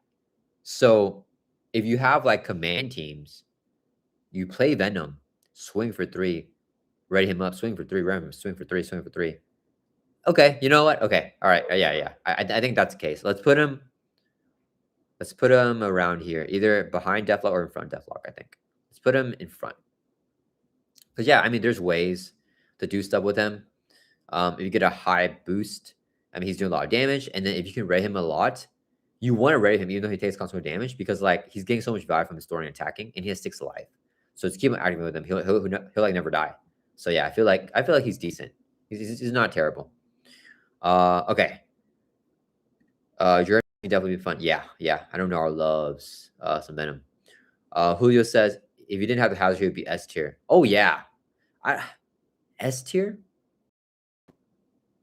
Maybe very good because I think S tier is more of like a crazy like game breaking effect. Because I feel like everyone here kind of breaks the game, right? Vivian can break it. Ghost Spider gives you your key card to win the game or to help you like not lose. X, gives you the flip down. Moon Girl can break the game. Peter Parker gives you that invaluable ready, 3 times. And he has a good stat line, Gambit, flip down. Madam Well, flip down. Nick Fury, best card in the game. So, yeah, I feel like probably, probably in the A tier without the hazard. Yeah, top of A. Okay. You're right. Thank you. Okay, let's do Storm. 5-cost ally, 2 thwart, 2 attack, 3 hit points. So not a good stat line. But you reduce the cost of player by 1 if it doesn't has movement or expansion rate. So she's 4 cost. Okay, so 4-cost ally. So not a great stat line for a 4-cost ally. Interrupt. It's not forced. You don't have to do it. Whenever she's a scheme, you can move to that from that scheme to another scheme. So like, I know people say you play a side scheme, you like put all that on a side scheme, and then like you just like do that with Storm. That is, yeah, you can do that with her. I think that you can also, she's like a good tempo too, almost. Crap, let me change this to live chat. I forgot to do that. Hopefully I didn't block anyone's chat. Okay, I feel we're good. So, but when you're playing Storm, if you have a crisis icon side, sorry, not crisis. If you have a side scheme with a hazard icon and you desperately need to kill it like this turn, and you have no other way to remove that from it, Storm can move that to the main scheme for you and kill the side scheme. So like I think that's valuable in its own way. But at the same time, that's for burst threat removal. Julio says, I'd say Storm is upper C, lower B if you have a side scheme dump the threat. Yeah, I think that it's still better for the side scheme to dump the threat. But if you don't have a dumper, I think she's still not terrible. But I think the opportunity cost of playing her is just having like a thwart event. because she's coming in Doran for 4, basically, right? You can play a Door event for cheaper than 4 cost for like this ally, you know? So at the end of the day, she's not like amazing, but I'll put her in front of the Wakandans, I think. Yeah. This is easier to build out than get the situation used for Storm. So I think we'll here. Here. I would drop her a lot. I think at the bottom of C for me. I have the side scheme to dump. She's probably good. Yeah. So yeah, we'll put her like here. With Uncanny X-Men, she becomes 3 costs. Yeah, yeah. If you get her down to 3 costs, I mean, she just has a good style line. So if she's 3 costs, like she's good. You know what I mean? But yeah. But this list isn't like it's not considering if we're playing only leadership X-Men, right? It's for if you're playing any X-Men character, right? Not just in leadership. So okay. Oh, weird. There's a lot. There's like all mutants here. What the heck? We have all mutants except for Yellow Jacket. So let's do Yellow Jacket and we'll finish off with the mutants here. How do we do that? Oh, okay. No, Hulu says White Queen B tier. Let's do White Queen. Okay, move to the B here for now. So 3 cost ally, 2 thwart, 1 attack, 3 hit points. So solid. That's like average for a 3 cost ally, and thwarting is better than attacking. Response when she enters play. Discard a status card from a character. I don't know. If she's good. This can be very good. Like, I think it's best whenever you get rid of your own confuse or your own stun. When you discard tough from a enemy, the tough from villain's not that good, but if you discard tough from a minion, that's pretty decent. It would be nice if she could replace a stats with another stats. I think that wouldn't even be overpowered for her if she could change out a stats. But yeah, she just discards it. I feel like I don't know. I don't think I've gotten her ability off many times. So because of that reason, I think she's primarily a stat stick with like a little bit of a positive skill that isn't always useful, you know? So I think I'll put her in front of Angel because she has like a positive ability. It's just like very seldom I'm able to trigger it. Yeah. Okay. Here. So 3 cost ally. Play only let me see. Julio says, but a solid ally and remove a status for 3. That's a win in my book. The thing is like I'm trying to remember right now the amount of times I may have gotten her effect off 1 time my whole life. And I've included her index. It's just when I draw her, I don't have a stats that I care about. You know what I mean? Like the only stats is maybe like a tough on a villain, if even that. So I just don't know. Like, I feel like she's primarily just a stat stick, you know? I'll say this. If White Queen removes a stun or confuse from your identity, is she good?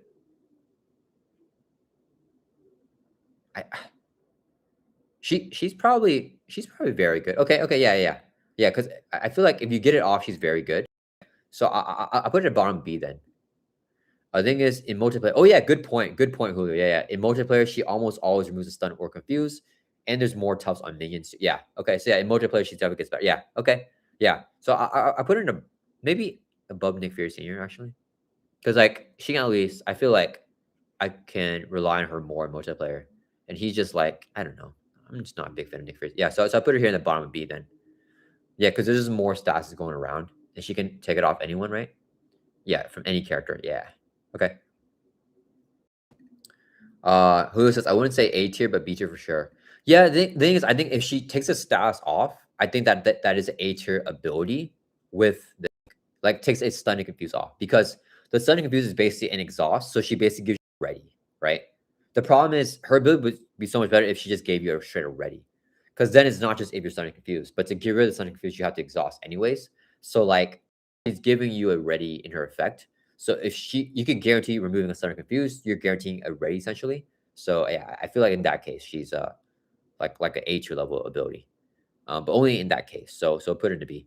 Okay, Yellow Jacket, 3 cost ally, 2 thwart, 2 attack, 3 hit points. So, but 2 console damage. So I'll consider this a good stat line for 3 cost ally because he has 2 in both the stats, but he only activate once before dying, or twice before dying because he takes double console damage. So it averages out to like a good stat line for 3 cost ally. Play only if you have the Avenger trait, so assume you are Avenger when we're playing him. Response, after Yellow Jacket enters play, you can search your top 5 cards of your deck for any upgrade and add to your hand. I love that ability, guys. That's a really good ability. We're going to put him, I think he's very good. I think he's very good. Because it's almost every single deck is good with him. Narino says Yellow Jacket has been almost every deck since he came. Yeah. Like he's that good. Julio says Yellow Jacket is good because he can grab any upgrade. Yeah. Like I'm thinking about like Avengers, right? Because he can only be played with Avenger characters. Like Iron Man loves Yellow Jacket. Spider-Man, I've been loving Yellow Jacket and Spider-Man builds because he grabs Spire Tracers whenever I need them for when I have a minion play, or I can grab the web shooters. You got ready for a fight. You're playing in protection. Like he grabs anything, you know. He grabs energy shields. With Wonder Man, I love Wonder Man because Wonder Man really wants Mr. Hogwood out, like that key upgrade. A lot of Avengers have a key upgrade. You know, you got Quicksilver with friction resistance. So yeah, I think he's super solid. I like him more than Swordsman, guys. I think that ability is very, very good. I think that or this. I think he's Forge. He's Forge level. He's not as good as Forge because Forge can chew the whole deck. So I definitely whip a 4 with him.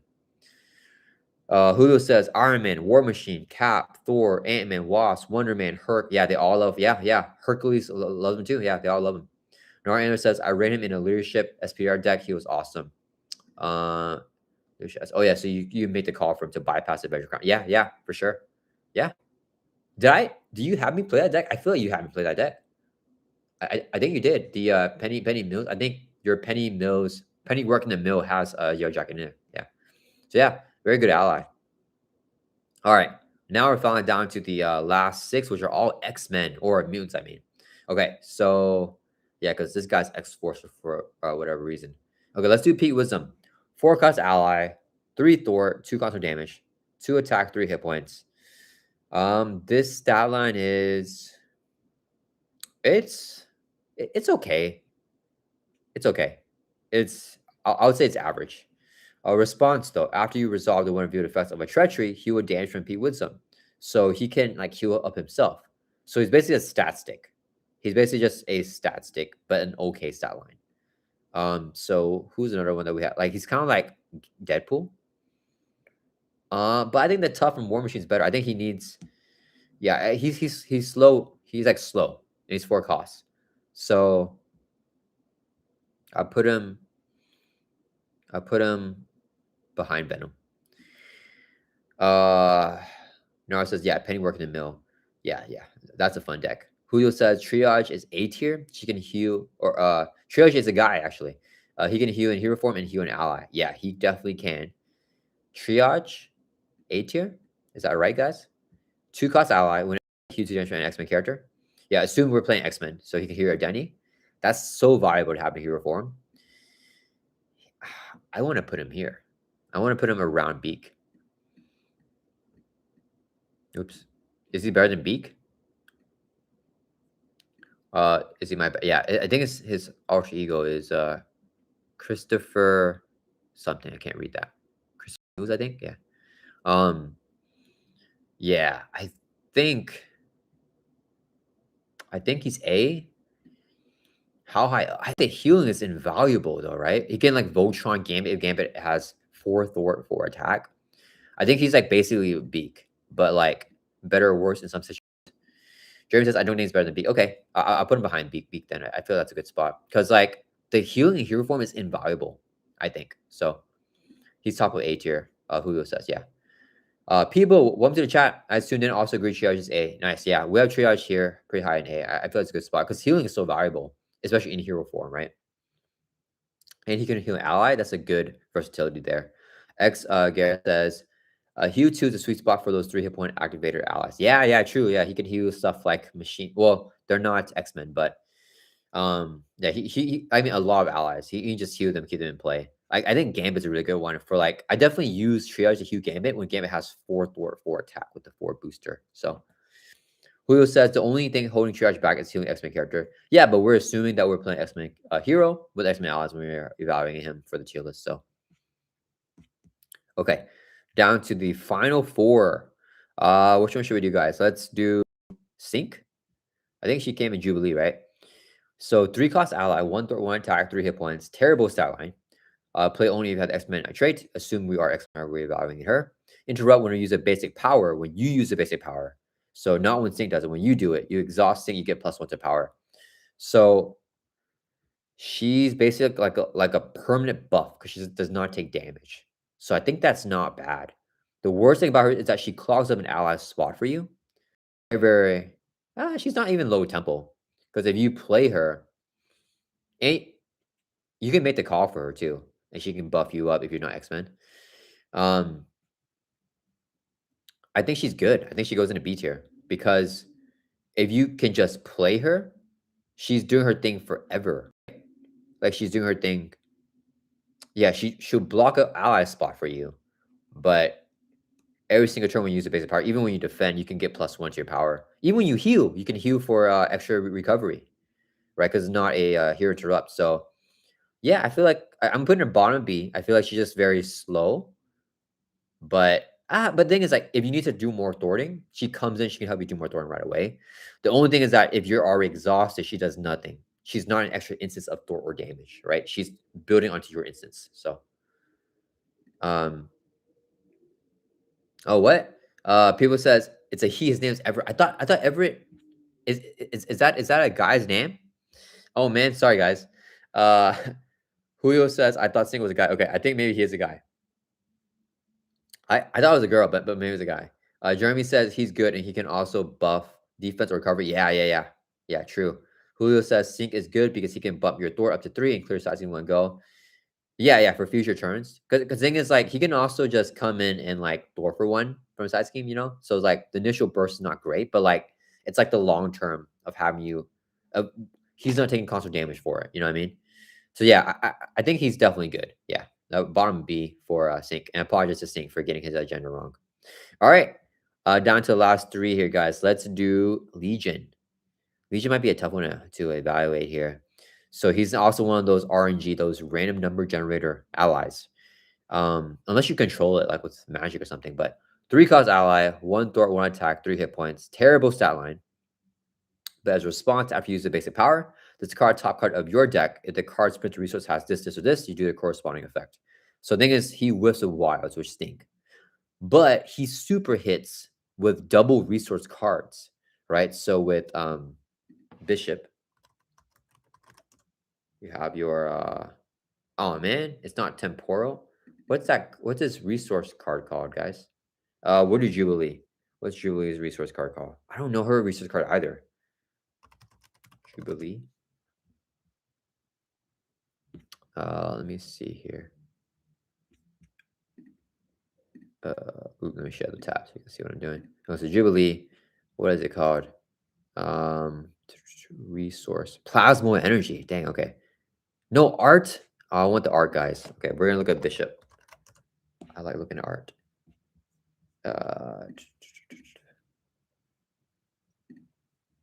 Okay, okay, let me see here. So Bishop, resource, stored energy. That's what it was. Okay, so like if Legion discards store energy, this is a printed energy and a physical.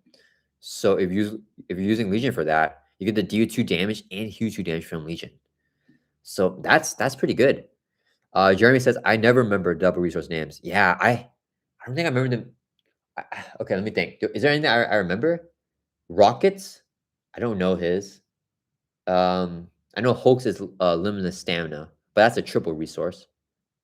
Or limitless strength. Sorry, limitless strength. Oh yeah, Jackpot with Domino. Um, what is Captain Marvel's triple resource? I don't even remember. Something with energy, right? Jeremy says Magnetos. I don't even. Uh, it's got to be a card that's in his encounter deck, right? Dang, yeah. Same as you. I don't remember these. Who says energy channel is Captain Marvel's upgrade, the 0 cost upgrade that allows you to like burst out for damage. What the heck, guys? I don't. Yeah, I agree with you, Jeremy. I don't remember double resource card names. I only know the genius, strength and energy cards. Okay, let me catch you here with chat a little bit. X Garrett says you don't get to draw a double. Oh yeah. Oh yeah, that's true. Yeah, there's definitely been times where like I've scribed my deck with Legion, and I know I have a double coming up, but I'm like I would rather draw it than like discard to get like double effect. Julio says Legion would be good for Domino because she manipulates that top card, but she mostly runs wild, so it's points for Legion. Yeah, I think Legion's good with Magic though. Narayan says Legion has high highs with the right heroes, but not versatile. Yeah. I feel that's fair. People says even with Magic, I don't really like him. Oh, really? Um, I think I love him with Magic though. I think I almost always include him in my Magic decks. Cause like he vultures himself when he discard the physical, and then like he gets so much value with the do2 damage or move 2 threat, right? He's activating for 3 every single turn and heal himself back up with the last activation. Yeah, I don't know. I it seems like you guys are more down on him. I think that at the end of the day, he's RNG type of character. So you could make the case. The thing is, okay, so the thing with him is that unlike Scar Spot and Alice Bear, there's a 90% chance you're hitting one of these, except unless you're playing Domino, because you're gonna get one of the effects off. So like I've randomized it with Legion, and I've like got good use out of him from randomizing effects.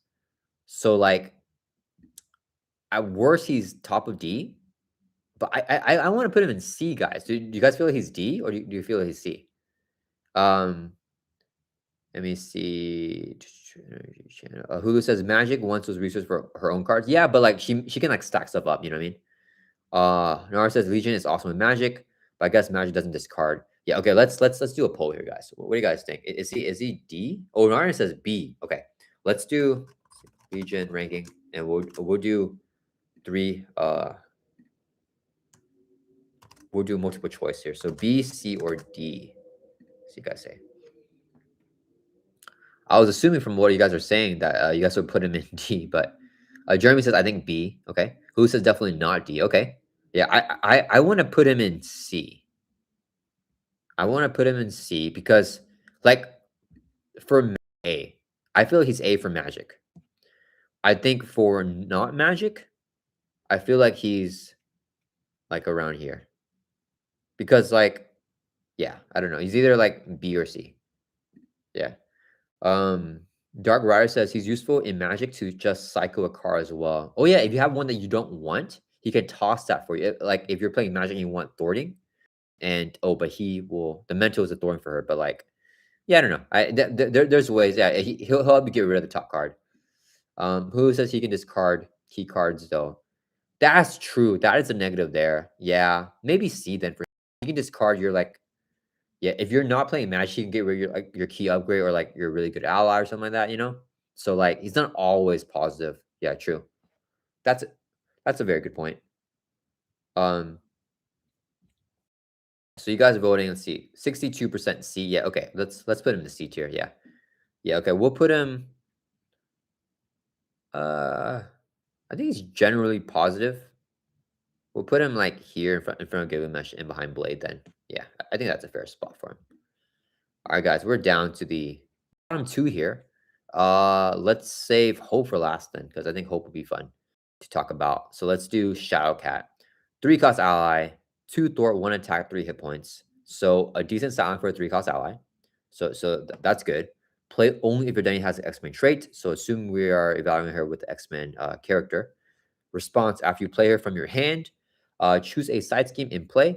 That scheme loses all the icons on it until the end of the round. So like people have done stuff with this with like the pool aspect side scheme. What is that called? Live dangerously.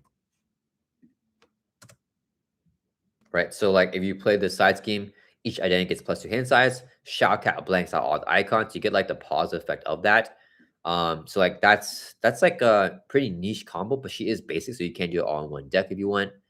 Hulu says if Legion could use Wilds, he would be A tier or even S for Domino. Oh yeah, yeah. If the Wilds was like choose one of the effects, that would be really nice. Like choose like whichever one, or do all of them or something like that. For Legion, yeah, yeah. So I think that her ability is pretty niche because usually I want to kill a side scheme that turn anyways. So I'll prefer just higher authority to just like get rid of the side scheme for me. But in multiplayer, I think it's more useful for sure. So she's more of a multiplayer card. Um, she's good though. She's good. Like she's a solid sideline and above average ability. So we're gonna evaluate her ability. I think it's better than White Queen, right? Or is it?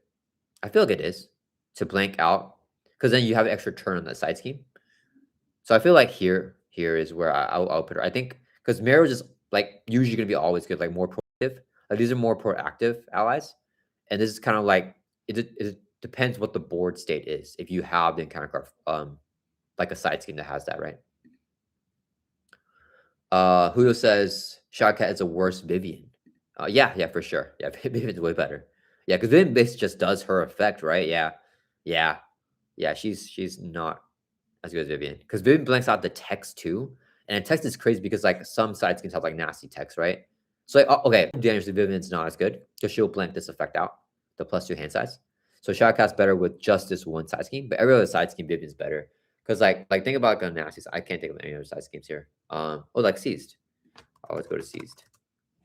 Seized is my good example for a terrible side scheme. So like Shadowcat can blank out this acceleration, but when you defeat seized, Magneto still activates against you. So she doesn't blank that out. Vivian blanks the whole thing out. So I think Vivian's generally okay. So I think that's a good spot there. And then we're gonna do the last ally here, guys.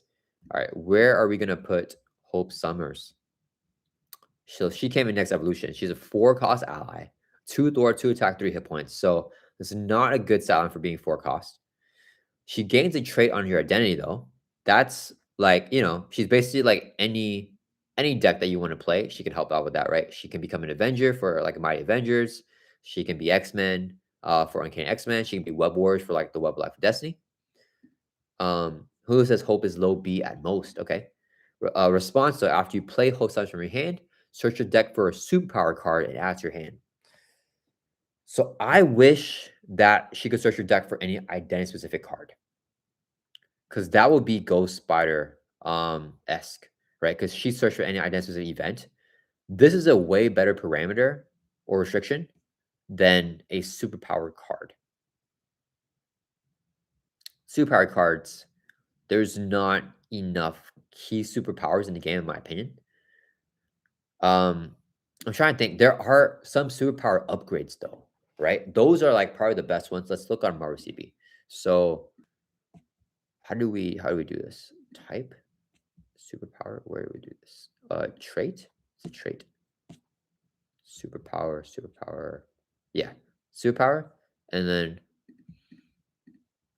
we just want hero cards, and then we want to do. I want to look for upgrades here. We just search all. We'll search all here. There might be a lot. Okay, there's too much. There's too much, guys. Sorry. But let's do upgrades only. Okay, so superpower cards. We're gonna do upgrades because I remember there's some cool like really good upgrades. Type. Oh, here we go. Upgrade. All right, let's figure this out. Okay, so Hope can get you any superpower card add to your hand. So these are all the superpower upgrades in the game. So if you get something like Wonder Man's, there's no art, but what are you? Like that's pretty good. If you get Quicksilver's, oh wait, no, that's fine. Let me think. Where's like a good one here? So like Spider Ham, you get Cartoon Physics. That's really good, right? If you can get this with Hope Summers. There's actually more than I thought here. Cryokinetic Perception is key. So like this is like Iceman's key upgrade. So like if you can get this with Hope, that's pretty good. Some of these aren't that good. Like Cosmic Flight's like not that good for Captain Marvel. Is Friction Resistance on here? I thought that this was Friction Resistance, but it's Accelerated Reflex. I'm not sure if Friction Resistance is. It is. Yeah. So Friction Resistance. Yeah. This is probably the best one to get. Jeremy says Silk has a lot of superpowers. Yeah, Julio. Oh, yeah, right. Yeah. Julio says Friction Resistance is great to get. Nara says she has to pull out a 0-cost superpower to play unless she got a good. Yeah. That was what I was going to mention next. Julio says she's basically 3 costs because she refunds 1 card.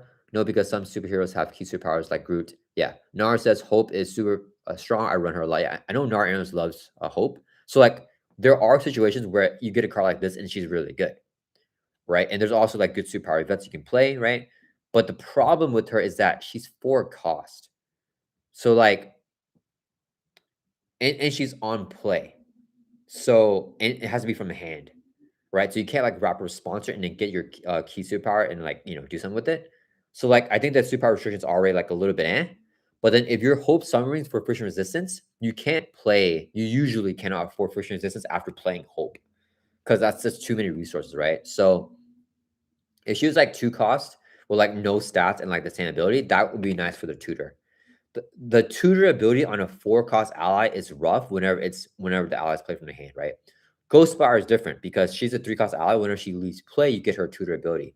So not only is this a better parameter to tutor, but it's whenever she leaves play. This is whenever she enters play. So it's just way worse in my opinion. Um, Dark Rider says, my problem with Hope is it's rare you have enough money to play Hope and the superpower card she pulls. Yeah, exactly, yeah. Julio says, I mean, Hope is good for events like the Posse as well. Is the Posse a superpower card? I thought the Posse stuff aren't superpowers because it's just like Posse stuff. Posse. Yeah, this is not superpower, right? Good for events like the Posse. I mean, Hope is good for. Yeah. She can't pull this because it's not superpower. Um, but no, but she helps you meet the requirement. Oh yeah. Because you can only play this if you control 3 posses, and it hopes gains the posse trait if you play it with Domino. Yeah. Yeah, I think Nara plays her with Domino, right? Nara says I pull Lucky Break with Hope mostly. Okay, yeah. So yeah, I mean there's like scenarios and situations where Hope can be good to pull you like a. But I think generally, like she's worse than a static normally. The ability is niche. What do you guys think? Is she B or C? Is she B or C? Let's do a poll because she's the last one. Like I think that there's situations. I don't know. I think that so we do B and C tier for the options. So there are situations I think like very perfect beautiful situations where she may be like A, right? Like you can use like some super key card that you really need. But I think most of the time she's not playable. I think most of the time you don't play her. I think there's times where she can't be like good. Nara says B. Hulu says B. Because some heroes or most heroes have superpower cards, so she's basically refunding a resource. Yeah, but then she's a 3 cost ally with 2 Thor, 2 attack, and 3 hit points. Okay, so like that's a good stat line for a 3 cost ally then. Yeah. So if she refunds a resource, she's like a good stat. But then she's like C because she's like in the stat stick category, you know what I mean? And also she only looks through your deck, right? So if your superpower card that you want is in your discard pile, you can't tutor it. It's only search your deck for a superpower card. Where's the vote here, guys? We're tied up 50-50. Get your votes in, guys. It's tied up right now. Who said yeah. So yeah, I don't know. I think that I don't know. Where would I put her? I don't really know, guys. I feel like who says it gives her versatility? Yeah. Having the option, yeah. I don't mind her in B. I definitely not gonna. I'm definitely not gonna complain to see her in the B tier. So I don't mind that at all. Yeah. Um. Yeah. She can be in B. I think do okay. So when I look at the C tier, I play allies in the C tier more than I play her. You know what I mean? Like I run Lockjaw, Cannonball, Angel, Cosmo, Deadpool, Blade. Like I run these allies more than her. But yeah. But I think that there's situations where she can be pretty good. Uh Julio says once you're built out, she can get you to kill. Yeah, that's true. She can do that whenever you like she can get you like your key. Let's look up in her superpower, guys. Is there more superpowers that we can look up here? Um so we're looking for events now. Let's get like your super strong event, and then we want to do low cost. Oh, it doesn't matter the cost. I think the events are gonna be fine. Okay, so let's see here. So okay, let's just run do some of these cards here. So she gets you like a Port and Punch is pretty good. She can help you get poured away. That could be interesting for a port away to get it flip down, recover, and flip back up. Um, Armor up would be really, really good, but you're tutoring from the deck. You may have drawn it anyways, right? If you didn't tutor it. Uh, Chaos Magic is fun. If Well, yeah, if Hope grabs you Chaos Magic, okay, I'm feeling her in Bean more now. Because if Hope can grab Chaos Magic and you play a Mansion, well, now you play Hope Summers and a Mansion in one turn, right? Like, that's just really good. Um, Hulu says she can draw Hulk Smash or TK Blast. Hulk is definitely not able to afford Hope Summers and Hulk Smash in one turn. And if you don't play Hulk Smash immediately, Hulk is going to discard it with this Force Interrupt Enraged. But yeah, TK Blast for sure. Narayan says, yeah, that makes sense. If you're not playing the right hero for her, she's not going to help you. She's hero dependent. Yeah, she's very hero dependent for sure. But I think some heroes, she's like pretty good. Like, I didn't know. Yeah, Chaos Magic superpower. That's awesome. I don't think I was aware that Chaos Magic was a superpower, but that's pretty cool. Um, what are things that's cool here? Let's see. Let's look at the zero cost ones. I feel like those are the easiest to play. First Termination. I don't know about that one. Enhanced Power Sense, not really super good to have during player phase anyways. Fruition, it's not terrible. Made of Rage. That's fine. Natural Agility, we want that during player phase. Precognition could be good. Yeah, Cable. Cable is good with her. Which makes sense. It's thematic. Resize is very good if you can get Resize with her from A-Man. Yeah, I mean, there's heroes. Shapeshifter, oh man. Oh yeah. Shapeshifter is really good. Yeah, there's definitely. Oh, Shoot Toss is a superpower? I didn't know that. Man, I would not have thought this was a superpower card, guys. I thought this was like a no power card. Let's see. Who says maybe if you have two limitless strength? Yeah, yeah, for sure. Yeah, if you have that. Naruto says Groot with Hope out with the Hope ally is great. Yeah, yeah, for like for fruition stuff and all of his superpower stuff. Yeah, yeah. Okay, so I think that well, I was convinced to put her in B, but you guys voted for C actually. So 57% of the vote here for C. So we're gonna bump her down, but we'll put her in the top of C because I feel like B is a fair spot for her too. So yeah, she is. I think that like, it's so hard to get use out of her, but if you can get used, there are times where she can be good. Very niche situation because, like, even for Chaos Match, which I feel like sorry, I forgot to share the tab. I feel the best card for her is probably Chaos Magic. I think that's the best for her if you're playing Wanda. Because then you get to refund more than her cost, right? Like, if you have her and you have Heimdall in your hand, you can play Hope, grab the Chaos Magic, and play Heimdall for free, right? So, like, that's pretty awesome. Who says she's the bridge between C and B? Yeah, yeah. I think that's a good spot. All right, guys, that is our list here. We're done. We did every single basic ally in the game. Mario James here. That only took 3 hours. Not terrible. I have time tonight, so yeah. All right, that was awesome, guys. Thank you so much for hanging out with me tonight. Oh wait, I do want to build a deck though, so let's build a deck. But let's summarize the list here first before we go over to the deck building. And if you guys can remind me, which deck did we say we wanted to build? Because I don't even remember which hero I wanted to build a deck for. Jeremy says, really cool chill. That's awesome, man. I'm glad that you like enjoyed participating here with us, and I really appreciate you talking and chatting here too. So yeah, this was so much fun, guys. Thank you for everyone that hung out with me for this tier list. Yeah, S tier ended up a lot bigger than I wanted. I wanted to hit this like at 5. We have 8, and we have 3 Web-Warrior allies. Is that my bias? I don't think it's my bias, guys, because you guys voted. I think I asked you guys, and you guys agreed with the Madam Web, Spider-Man, and Ghost Spider in the top S tier. It's pretty crazy. Narayana says Falcon Spire him. Yeah, that's what I need to build a deck for. Who says let's build a deck for Weaker Hero, maybe with only basic cards? I don't think I have time to do that either. But yeah, who says the Falcon Spire? Yeah, yeah. So definitely, I'm gonna make a Falcon Spire him deck right now because Falcon's not here that I enjoy, but maybe I'll enjoy him if I play him with Spire him. That might be like a fun like a gimmick. Jeremy says wasn't with Falcon. Yeah, thank you for reminding me, guys, because I completely forgot like the hero and the ally that we wanted to do. So yeah, okay, we have the S tier here. I'm not gonna. Yeah, I think a lot. I bumped up a lot more allies in S tier that I wouldn't have normally had, like Vivian and X.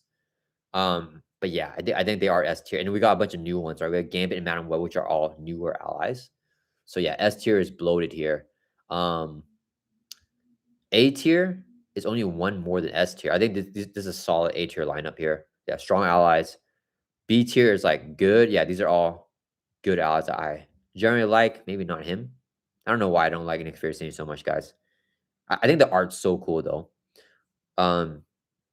C tier, yeah, these are allies that I generally don't really use too often. And if I do use them, they're like normally just a stat stick, right? They're just because I have extra deck space, right? They're not allied that I'm like, okay, let me make sure I include unless it's like Lockjaw in like a milling deck or like a deck with a bunch of resource sinks, like Bishop. And then here are the allies that I like basically never use. And Starler being last, I think that's fine. Yeah. Norton says Aang didn't put Alice Bear in the bottom trash. Yes, yeah. And maybe I will put her behind lock. No, that's fine. It's fine. Yeah. I think Star is definitely the worst. I think you can make the case for Alice Bear here. But I think her ability you can use more, I think, than long shots though. Because I like ask chat. Give me if anyone's ever used ability in a good way, let me know in the chat and I will bump them up. But no one said anything. So I think no one's ever used long shot for an effective way. Yeah. Julio says Falcon with Spider Ham and Cameo. Scarlet Witch ally. Cameo. With Spider Ham and Cameo. Who are we Cameo? The Scarlet. So Quicksilver's out. Oh, that would be fun. But it's not Web-Warrior because if we're playing Spider Ham, I want to build a Web-Warrior deck. Julio says I don't think Alice Bear was trash. She's great for Domino. Yeah, even for Domino, I don't like running Alice Bear though. Like, sorry, not running. Whenever I run Alice Bear, I usually find myself not playing Alice Bear unless I have no other allies in my hand. Like with the posse, she's good, but that's so niche, right? And there's other posses too. So yeah, okay, let's do this deck, guys. All right, let's do the deck, and then this will be the last night we do today. All right, so what am I doing? RCDB. Share tab. Okay, so that was our tier list. We're jumping over. We're gonna build a deck here because we had this idea when we were talking about Spider Ham, an ally that I don't really like at all. I don't like this ally, but oops, that's not right. But maybe we can make it be good here. After Spider Ham uses or attacks or thwarts his card, top card, then counter deck for each boost icon his card, deal with damage to Spider Ham. So we could keep it in play forever with Falcon, and he gives Falcon the board control that he needs. So we're going Web Warrior. But then, like, I could do Cosmo and Legion, or not Legion, like Cosmo too, though, right? Julio says Alice Bear lets Dalton look at the top card of her deck so that she doesn't swap a card from her hand with digging deep. Yeah, yeah. I mean, like you basically get to draw a card with Alice Bear, but the thing is, you can like I find Domino so squishy, and I don't find her economy like amazing. So like if I use it once, I have to chump block with Alice Bear like right away. You know what I mean? So I get to get one card drop, but I paid 3 costs for the ally to like draw one card. So like it's I don't know. I think that if you can both if you have the luxury to like keep her in play forever, and especially Bolt Runner, I think that she gets more value. But yeah. Now that I'm thinking about it, I don't know if this deck's gonna be good because like why shouldn't I just do Cosmo instead? Or like what Julio said with like Cameo Scar Witch ally. Okay, you know what? Let's just go all in. Let's go all in. We're not gonna do just Web Wars, but we're gonna do this. Okay. We're going to Cameo. So oops, don't want to share that yet. So we're gonna do let me see. We're gonna do Cameo. We're gonna go every single like encounter scrying card. So with the Cameo, what we want to grab is the Scarlet Witch ally from Quicksilver's. So we're gonna grab this out with Cameo. So use the base power, discard top card the encounter deck. For each boost icon, you get +1 to the power. So this would be a super J deck. We're gonna Cameo for Scarlet Witch. Spider Ham also encounter deck stuff.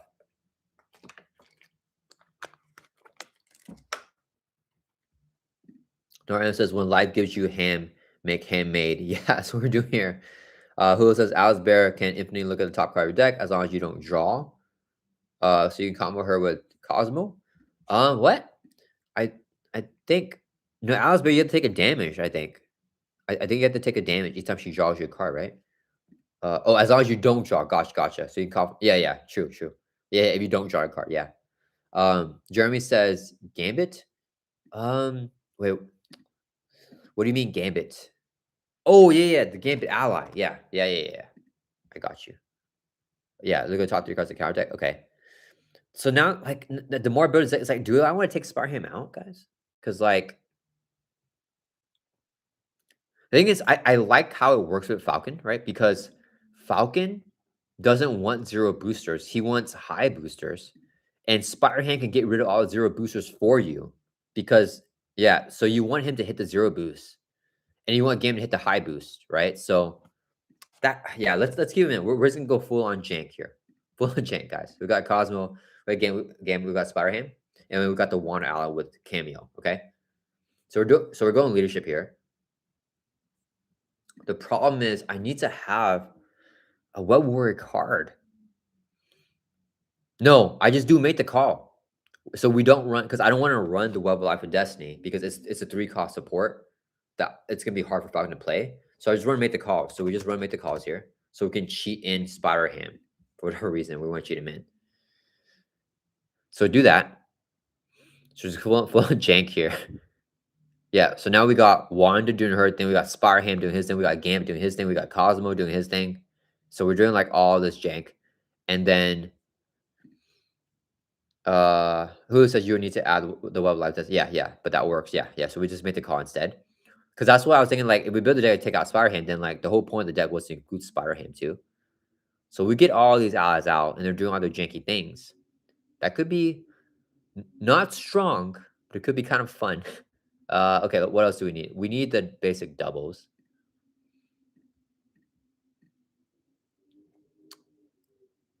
Let's see, Falcon is shoot Avengers, so we definitely go evaluate threat on this, right?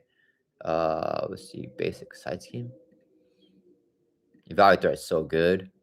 Sidekick for Scar Witch. Yeah.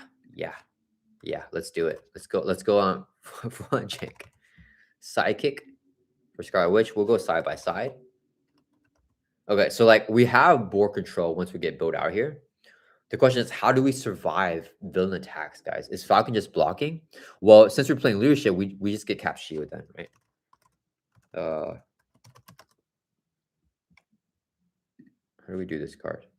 No, that's not right. What's a link card? Captain America upgrade. Yeah, Captain America.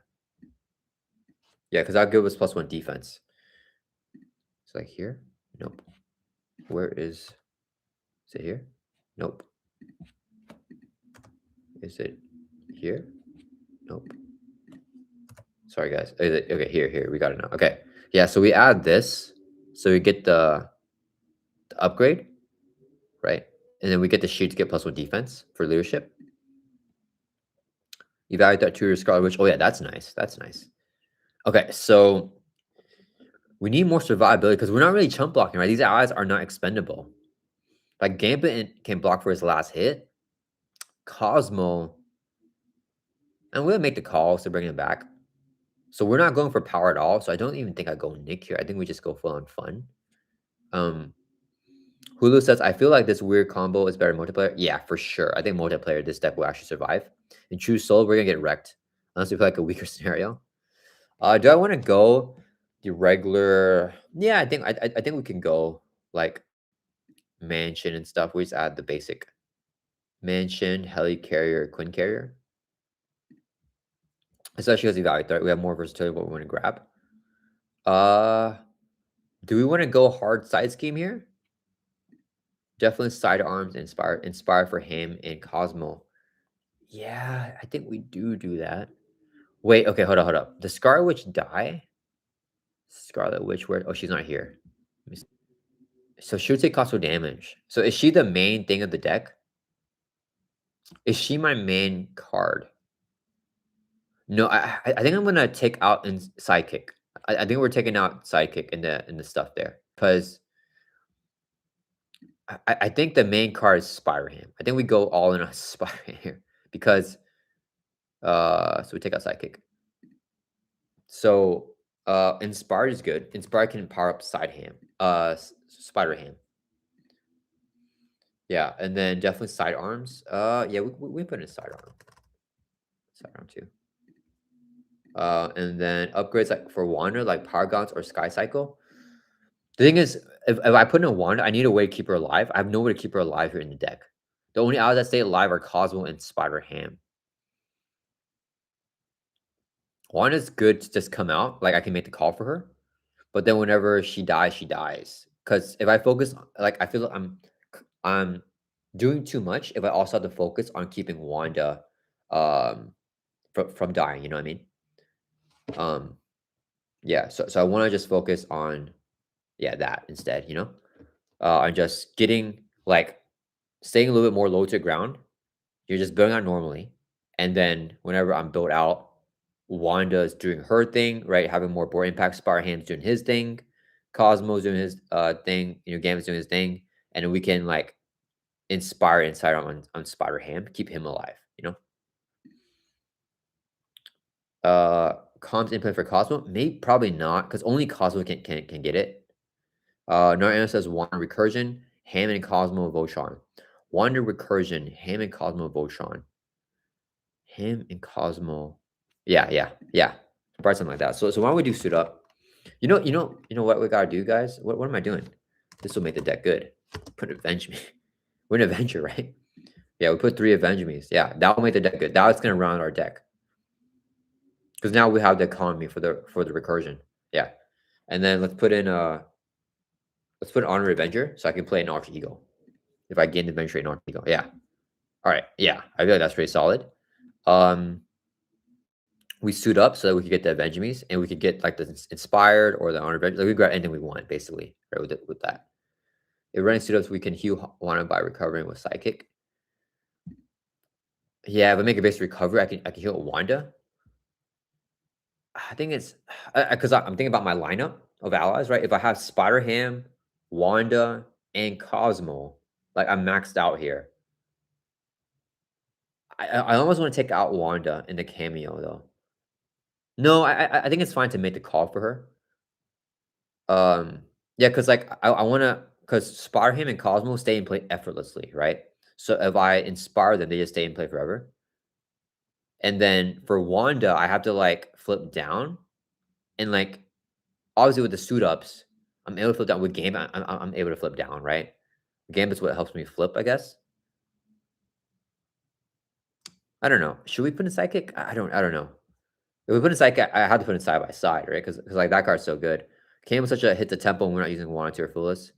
Yeah, so maybe I take out okay, so let's take out Cameo then. Let's not go Wanda. Let's just go like let's just keep this focus on Spider-Man. Let's have Spider-Man be our main guy.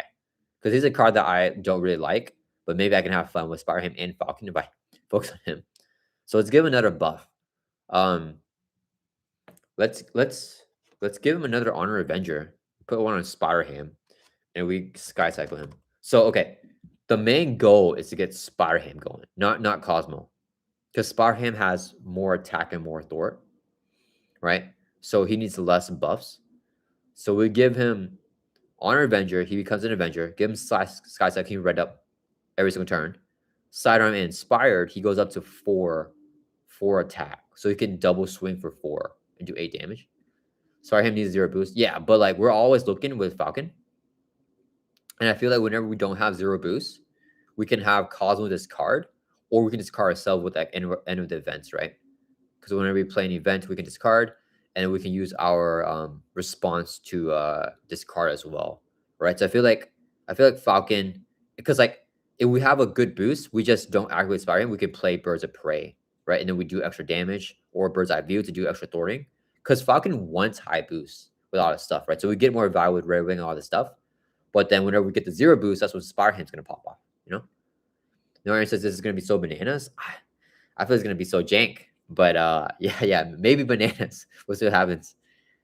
This is definitely a fun and interesting oddity because I think Cosmo is like everyone does it with Cosmo. Like I've done a fucking Cosmo build before as well. But Spider-Ham would be pretty interesting to do with that ability there. Because like thing with Cosmo is like Cosmo discards a card, but if it's a triple booster, it's like, I wanted to use Bird's Eye View or something. You know what I mean? But with Spider-Ham, I get the full, like, 0 boosters is Spider-Ham. High boosters is Falcon, right? And they can like, tag team and, like, get what they want to do, I guess. It's kind of like the concept. So maybe we just chump block with Cosmo too. Like we want to get her effective we can, but if we have to chump block, we just chump block. Yeah, I think Avenge Me makes the deck good. I think Avenge Me is gonna help Falcon pop off because he's an Avenger, right? All right. That's the deck, guys. So yeah, we got suit ups, we got the Armored Avengers. So we have a lot of versatility of how we want to get these upgrades on. We're probably going to recur Gambit a whole ton of times so we can flip down because we don't really have a good RTU access without Gambit. But I mean, Falcon can help us look at the encounter deck. So yeah. No, it says you have to run it. Yeah, yeah. I will run this deck at some point. I don't know when.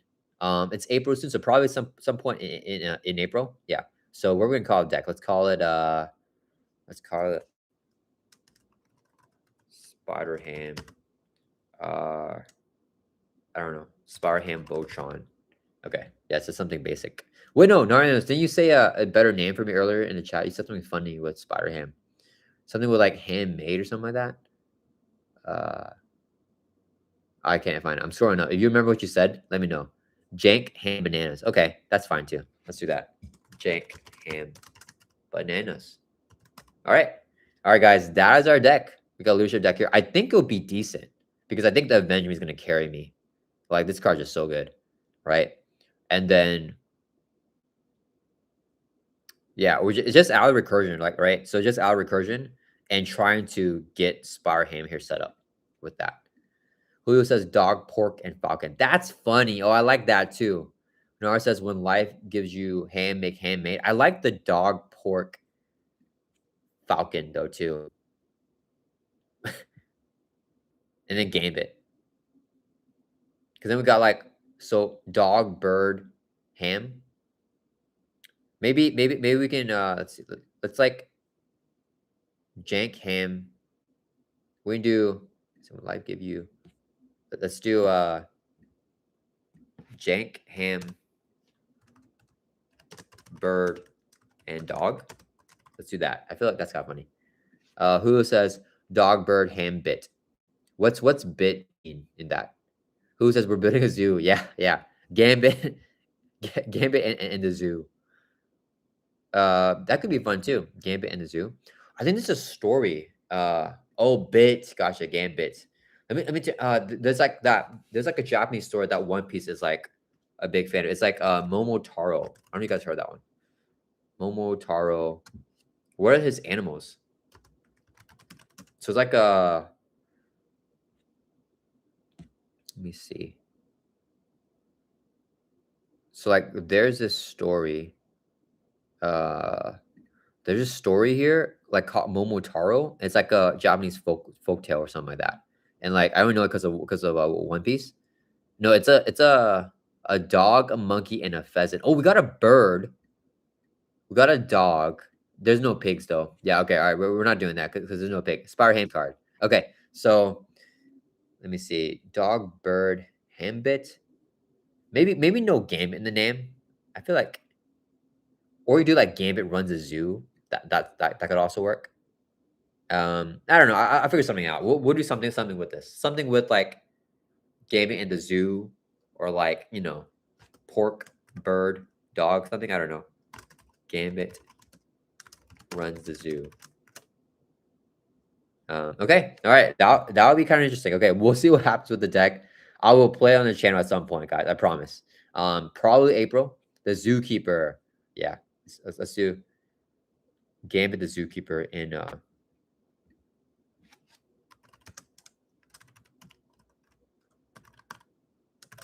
Yeah, let's do that.